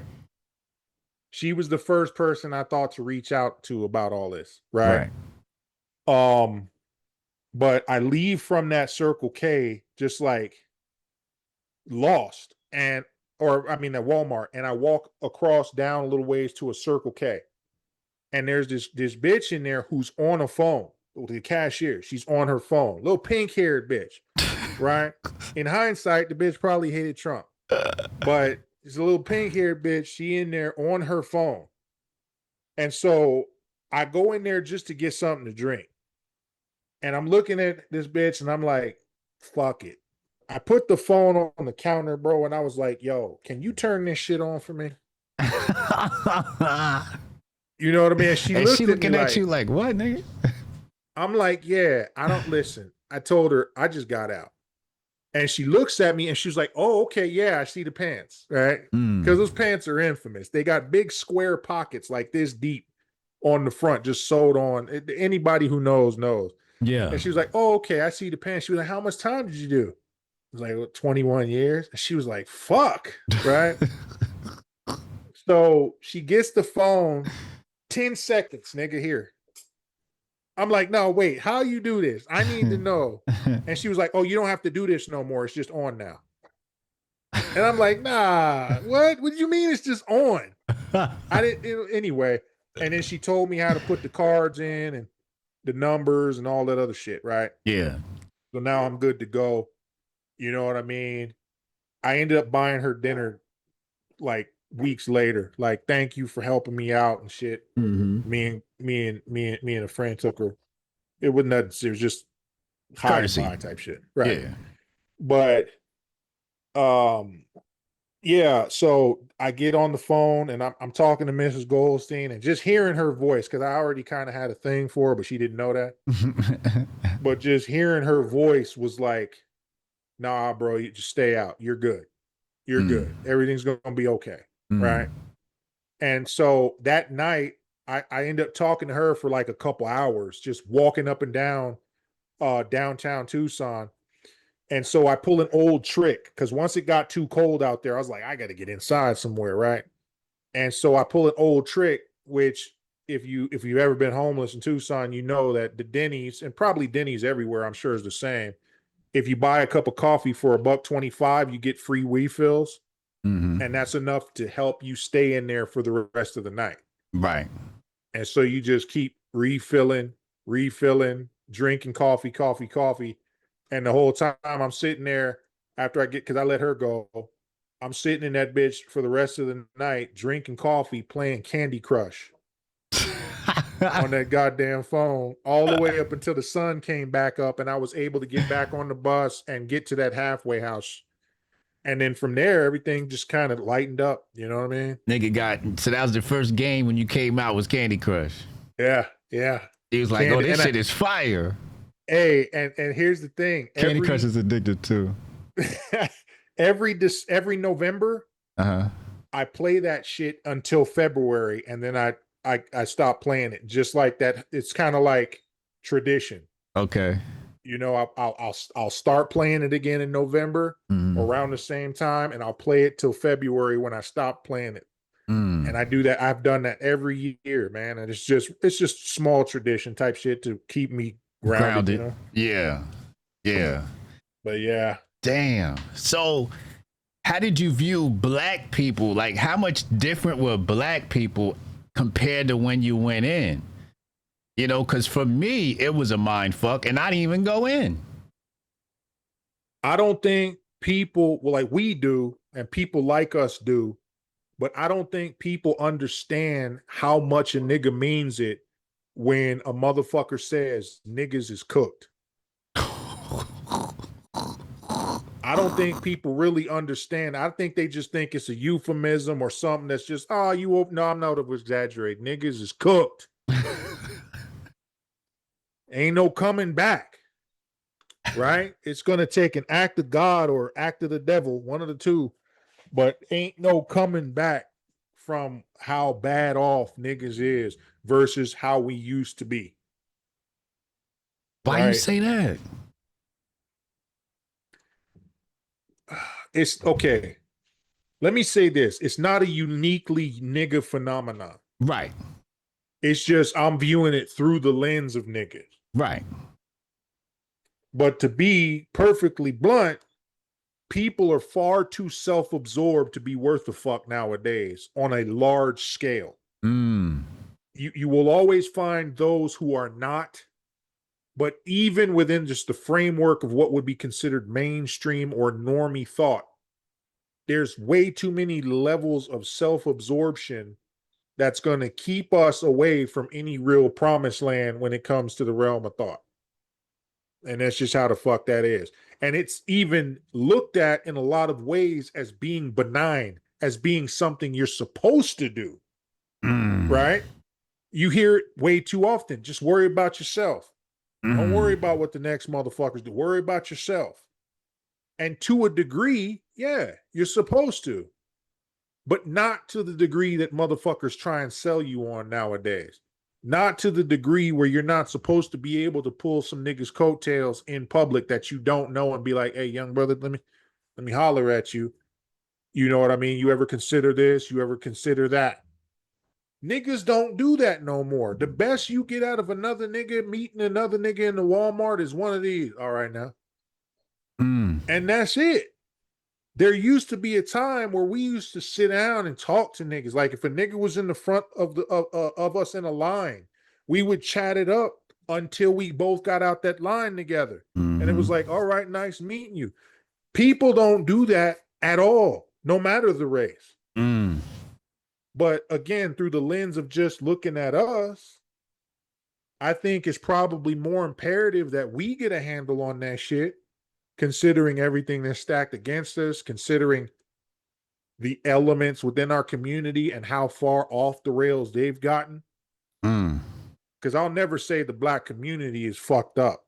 I will say we're cooked, but the fucked up or the black community or this is black culture with the thugs, that's never the case. That's a very small, very niche element of niggas. And always has been and probably always will be. But cooked, I can say collectively we are because of those small things that keep a community together that have just been kind of eliminated out of how society approaches itself across the board. You know. So when did you see that? Like was that immediate when you got out, or was it over time you started to notice that? Oh no, day one. Like I said, when I approached that first person and I was like, hey, can you think I can use your, and they looked at me like I was gonna murder them. Like they was black. They were black. Now think back in the 80s, if a nigga had that type of, like, I'm not coming up to you. You see what's going on here. There's niggas actively smoking crack in this bitch. You see I'm coming up to you healthy. You see I'm coming up to you respectfully. You see all this and you still look at me like I'm that? Yeah. That didn't happen back in the day. If a nigga came up to you on that type of shit, it was always on some, oh, okay, brother, here you go. Yeah. And what else you need type shit. Right. That nigga right there is rarity nowadays. It's a rarity to find that level of nigga nowadays. Nowadays, at the very most, you might get some, oh, okay, but you can go use the phone over there. They'll let you use the phone at the desk or something. You know what I mean? And they quick to just get you the fuck up out of there. Yeah, they still helping. Yeah. But they quick to just, because they too focused on what they got going on themselves. And right. There's no sense of community, you know? Well, what is the moment that you make your way to the internet? How does that happen? That actually happened out of boredom, just sitting in that fucking halfway house. That's from the halfway house? Yeah, because I had no real desire to fuck with the internet at all. I didn't know what it was about. I didn't care. Okay. Right? My sister, I had ended up calling her eventually and getting in contact with some of the family, and they were like, you need a Facebook, and you needed this, and you needed that. They were putting me up on game. And I'm like, man, I don't want none of that. And they were like, okay, look, just get the Facebook, because that's how everybody communicates nowadays. It's rare that motherfuckers call each other. It's rare that motherfuckers text each other. Just get the Facebook and you'll be able to, you know, be in contact with us and shit. Yeah. And I'm like, all right. So I just get the Facebook for that. All right. I never really even get on that bitch, look at it or nothing. I got it for the messenger. Right. Just so I can fuck with them. Right. Yeah. But then over time, and I was getting more relaxed with the lay of the land, and you know what I mean, shit like that. And the halfway house, we had a curfew. We had to be in at 8, and if you worked like graves or something, you had to have that approved for the week, that schedule. And every day that you worked, you could be out past the curfew, and then the days that you were off, you had to be in at the curfew and shit. So it was pretty regimented.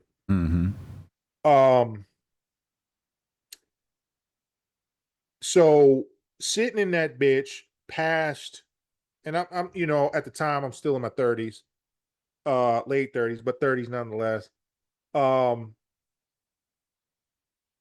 Sitting in that bitch was appealing to me, but it was also boring, right? I had no desire to go out and see Tucson. I didn't give a fuck about Tucson, right? But you know, there's nothing there. There's like, I don't have any of the amenities. Like, you know, a normal nigga's he didn't, you know, he at least got DVDs, right? PlayStation or something, right? Yeah. I don't got none of that there. It's just me, these other fools like me, looking at each other, talking about dumb shit. Half of them still getting high. You know what I mean? So I hadn't really no alternative but to turn into like the phone and see what's going on type shit. Okay, so you got an internet on the phone. Okay. Right. So that's where people were like watching all the movie. And that's, you know, that's where I started like catching up on some of the movies and shit I wanted to see. The music was day one. Like as soon as I got a hold of that, it was up. But you know, that's when I like, okay, movies, music at first, and that's keeping me entertained and shit. And then I started, and somebody hit me, and they were like, okay, this is where you could read good articles and shit like that. I didn't know about Substack at the time, but eventually I did. But and then like my sister told me about this Facebook group that she was in with animals, and because I've always been an animal lover. And she was like, you could check out these animals and shit. And so that's when I joined that group. And then I started talking to people about like dog care and shit like that. You know what I mean? And just geeking out on that. And then I saw an ad one day for this thing called TikTok. And I'm like, well, what is this? What is, because it just kept popping up in the goddamn feed. And I'm like, I blow past that motherfucker a million times. Right. Like, but eventually it was such that it was like, what is this? What the fuck is a TikTok? Right. Right. So I download the shit. And that is what got me into like this part of the internet, you know? Right.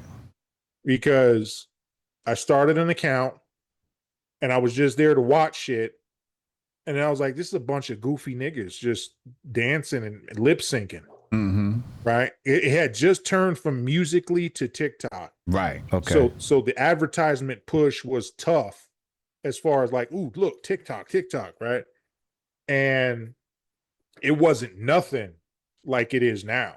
Right. Right. It was still blowing up relatively early in its shit. But I get on there and I'm listening to shit. Like I said, it's just a bunch of goofy niggas, but every now and then there would be some politics or something interesting to listen to. Right. And then I came across I'm ashamed to admit this. I came across this little known rapper known as Bryson Gray. Oh shit.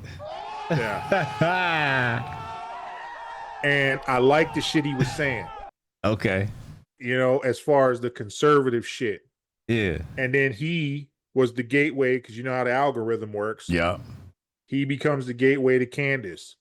She becomes the gateway to Sonny. Sonny became the gateway to other motherfuckers. And so eventually my feed was just a bunch of right-wing motherfuckers. Okay. And then the shit shifted to where now I'm getting hit upside the head by niggas like Conscious Lee. Right. And so I'm just on there listening to nigga. I still had no desire to make any content. Right. I'm on there listening to them. These are like-minded niggas. Okay, there's some hope for the world type shit. Okay. This nigga pop up in my feed with this other nigga. And I hear what they had to say, and I'm like, no, I gotta make something now. And it was over. It was over after that. It was over after that. I started the White Fat Albert account, ended up running that bitch up to about 500,000, a little over 500,000 in followers. The halfway house. Yeah, yeah. You have 500,000 followers in the halfway house. Yeah, yeah. That's crazy. Yeah, and it was now listen. In hindsight, yet again, I'm pretty sure at least 200,000 of them were bots. Right. Right. But you can't help that. Right. So what's the White Fat Albert account? The White Fat Albert account was just me trolling because at the time the thing was he was pissed off consciously, and other people like him were pissed off that a certain character, I even forget who it was they were bitching about, but a certain historically black character was being portrayed as a white person.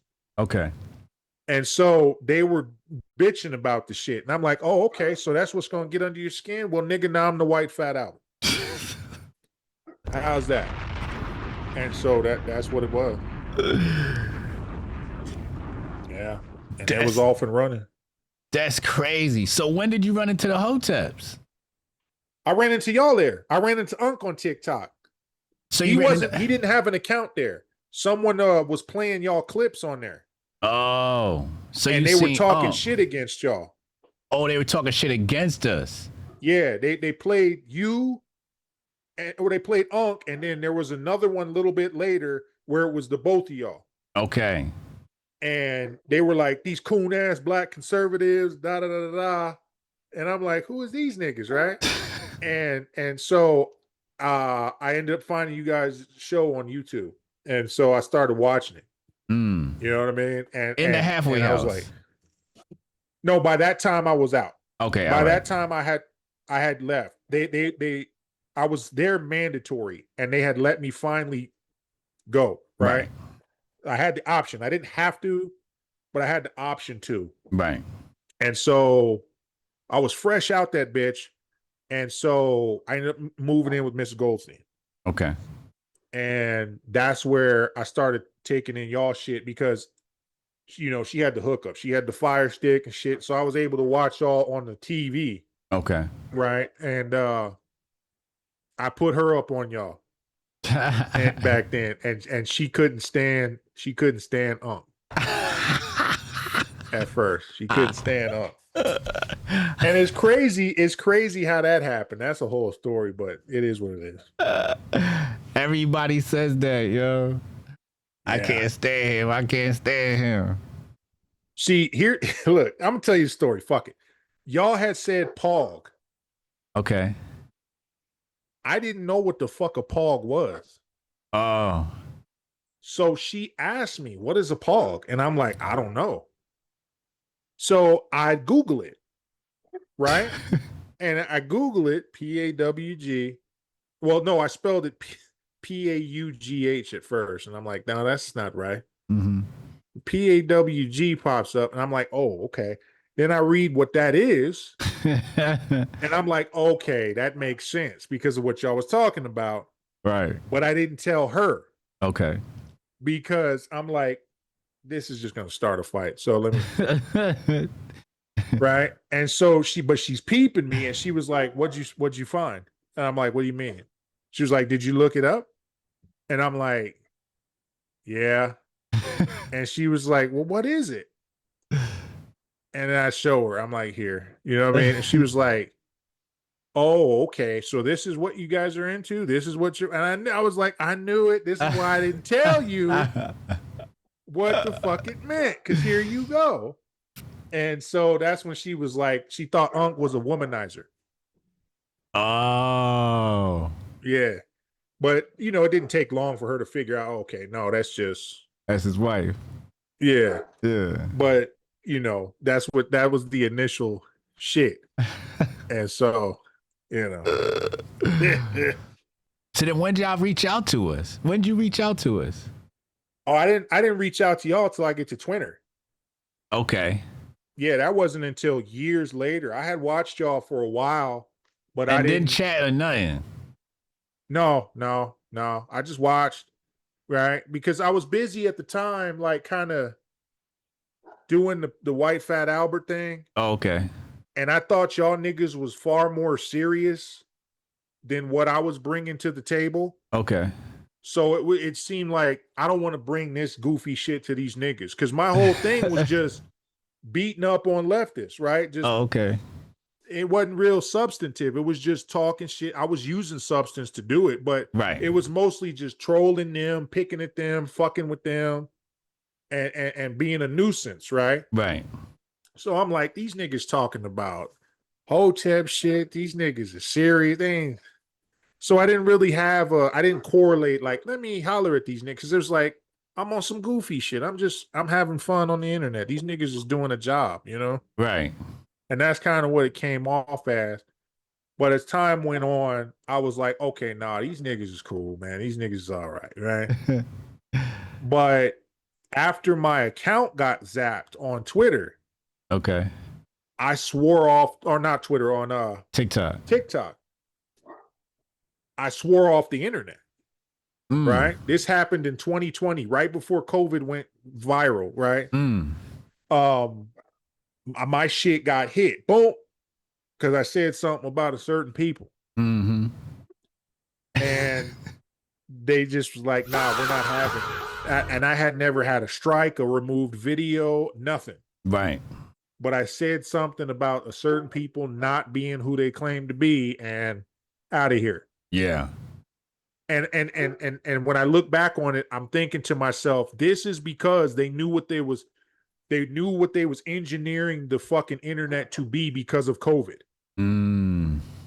And that's why I think I got hit the way I did, because they had already had the pieces in place for mad censorship, and that just fell within their purview at that time. And so they were like, nah, just get rid of it. And so once that happened, man, I was like, fuck this internet, nigga. I deleted all my social. At the time, I just had the Facebook, Instagram. I deleted all that shit. I had never fucked with Twitter, but I had the Facebook, the internet, or the Instagram. And all I would do at that point is just watch YouTube. Like, and listen to music. Fuck this music, or fuck this internet shit. Fuck all that content creation shit. I'm done. Right. Yeah. Because I'm like, if they can take it from you that easy after all the work you put in, it's not yours. And if it's not mine, then fuck it. I'll just go work on building something that is. And that's when the rescue was born. You know? But I swore off the internet, so I didn't really interact. I didn't do any of that shit. I was just bitter, mad, you know what I mean? Right. But I kept watching y'all. And when Elon bought Twitter in 23, I was like, fuck it. I'm gonna get an account over here, because at least over here I'll be able to say shit. Right. And when I got over there, y'all was one of the first few that I ran into. And so I started leaving comments under y'all posts. Right. And shit. And I was kind of bringing some of what I was doing with the White Fat Albert shit by way of trolling, by way of being a nuisance and all that other shit. But by then I had already matured a little bit more. I'm a business owner now. And so it wasn't as adamant or fervent as it was. But there was still a lot of it. And so, and I guess that's kind of how y'all noticed, because like y'all was probably thinking to yourself, who is this nigga that keep leaving these fucking crazy ass videos under my shit?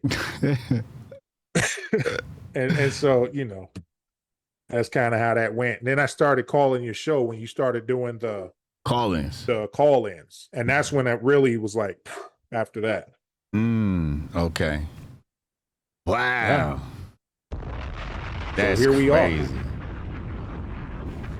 are. I'm still stuck on the fact that y'all are doing heroin in a Visine bottle, and niggas is kicking Hotep shit, and nowadays Hotep is taboo. It's crazy, bro. It's crazy. I be telling niggas, I'm like, yo, do you understand how Hotep the black community used to be?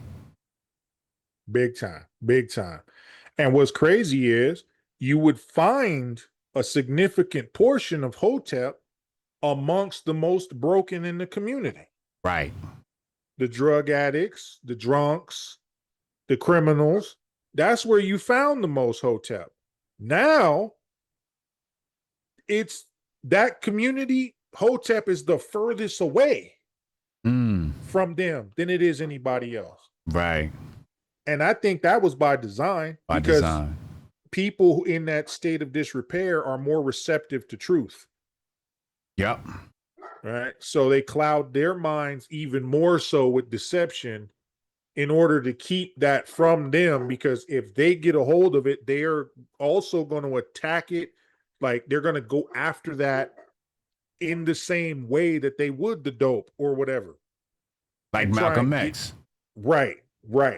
So I think that was by design, of course. Like I said, they just, now niggas is just stay high, just stay twerking, just stay on some bullshit, and stay violent, and stay, and don't worry about none of this other shit. Like, this is not for you. This is for those niggas over there type shit. Right. Not a good look, I'll tell you that much. Yeah. Man, it was crazy living through it, man. I was on the internet and seeing that shift from black conscious thought to liberal thought. Yeah. I was like, yo, this shit is trash. What the fuck is going on out here, yo? So I just could imagine what it was like for you after doing 20 years and coming out, what that could have been like. Yeah. And I'll tell you, like, most niggas in the prison, they don't know that they are. But like 90% of niggas you run into in there are conservatives. They just don't know what a conservative is, or they don't know that they are one. Right. But their worldview, their politics, and their approach to things is very conservative. They're all capitalists. They're all very staunch motherfucking advocates of keeping certain aspects of immorality away from them. If it's not the church keeping niggas in line in there, it's the mosque. If it's not the mosque, it's just being a fucking man. Mm-hmm. And so it keeps all that weird ideology bullshit away from niggas. But what I've observed, because I still work closely with niggas who's getting out and are heading on the road to recovery, what I've observed is, with that being said, they have the most propensity to be turned into leftists once they're out. And I don't know why that is. I still haven't really put my finger on what that's about. But I'm looking at it and I'm like, why is this the case? Because you were this way for many years, and now you're an adult, and now you're in that mode of adult where it's hard to influence you. You're 35 plus, right? And yet you've been out for 6-7 months, and now nigga, your hair is green. What happened? And I've seen this way too much for it to just be a coincidence. It's like a phenomenon to some degree. I don't know why. When did you see House of Consciousness and Sa Neter and Shaka and all of that stuff? Was that in prison? I used to watch them. I used to watch them when I was out in the halfway house. I used to, watch them on late night YouTube runs and shit. Right. And I that stuff started kind of filtering into my YouTube feed. I plug it in and try and find that type of shit, right? Because I was into the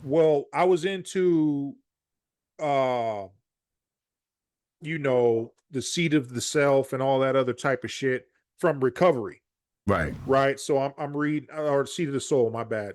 Seat of the Soul, The Power of Now, books like that. They help me get and stay sober, that type of mentality. So these are the things that I'm kind of gravitating to on YouTube along with wrestling. But as a result of that, like they give you a lot of that shit, but then you start seeing niggas doing it. Like, okay, so there's niggas into this shit, right? Let me see this perspective. And that's when I kind of started heading towards that and ran into Sinetta, all them fools that way. Cause I was already on that type of shit, but I just wasn't aware that they had it as coordinated as they did. Right. And so that's when I ran into Young Pharaoh then. Right.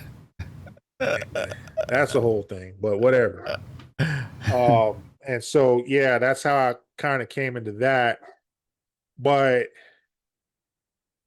me being a criminal, me being a shyster, I kind of saw pretty early that these niggas was on some bullshit. Like the information was solid. Uh-huh. But what the fuck I need with a moon rock, nigga?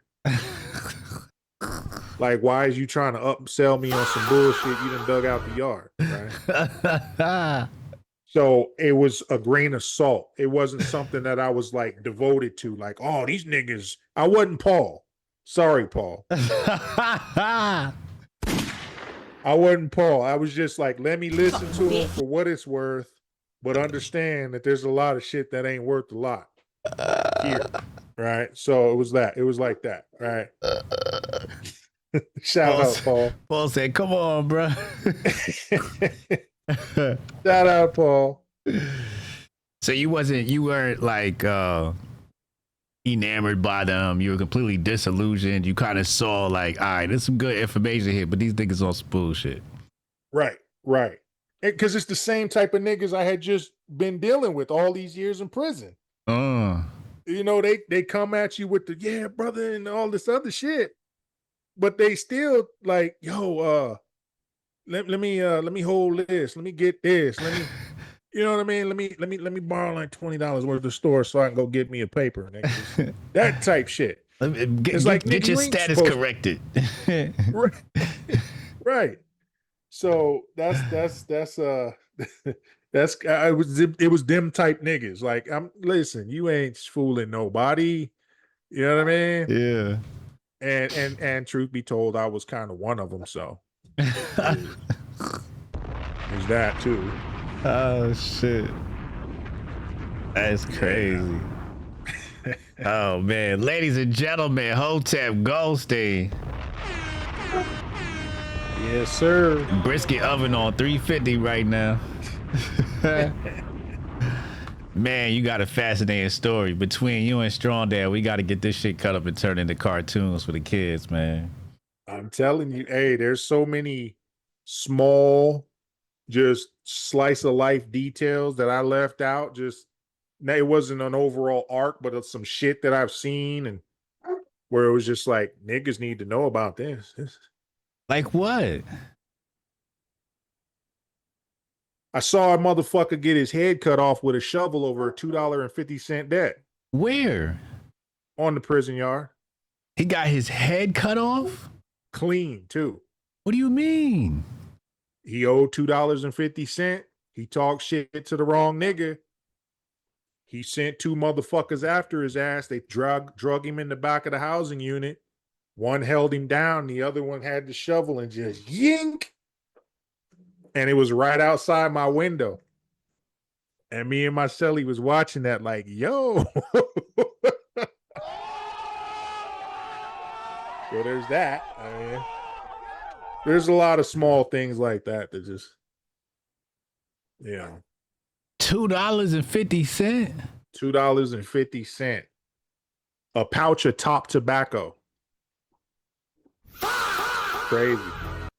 Life's crazy sometimes, though. It must have been some more history there. They didn't just out of nowhere. It had to be a combination of things. Yeah, like I said, he talked shit to the wrong dude. Like the dude he owed, was somebody. Oh. And so he took that as, oh, you can't disrespect me. I run this yard. You know what I mean? Okay, so if anybody's got to make an example. Right.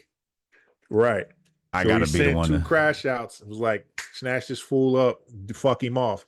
It wasn't just beat him up. The word was, go kill this nigga. Wow. Right. And that's how they decided to do it. So that was crazy. What gang was that? Mexicans. Damn. Yeah. Mexicans. Mexicans don't fuck around. No, they ain't playing. They ain't playing. They ain't playing. They put in work. They put in work for the people. There's a ton of respect there. I don't like them, but I respect them. Right. Right. There's too much bad blood between me and them in that environment for me to actually be like, Viva la raza. But Yeah. I respect the shit out of them. They run a tight ship. And that's not to say that I don't like individual Mexicans. That's just like the essays, the gang Right. affiliated Mexicans, them. Right. All right. Because I love the shit out of Renee. Renee, you solid. Just don't join the inmate and we cool. Poor Renee. Oh, shit. Damn. W's in the chat if you enjoyed this interview. W's in the chat if you enjoyed the interview. Hotep Goldstein, make sure y'all follow him. His show comes on before mine. Make sure y'all go subscribe to his channel. He be in the chat, so make sure Hotep_Goldstein. Make sure y'all tap in with his shit. Are you 30 plus and worried you won't have enough money for retirement? Well, I'm here to tell you, you should absolutely be worried. Inflation keeps inflating, the AI revolution is here, and your 401k is probably gonna get taxed heavily. What is capital gains tax sitting at like 30%? Well, I'm here to tell you, there is a better way. Invest like the wealthy. Put your money where you don't pay taxes. Open up a Roth IRA. With iTrust Capital, you don't pay any monthly fees, and there's no taxes on withdrawals. And if you use my link in the description box below, you get a $100 funding bonus. Sign up now and thank me later.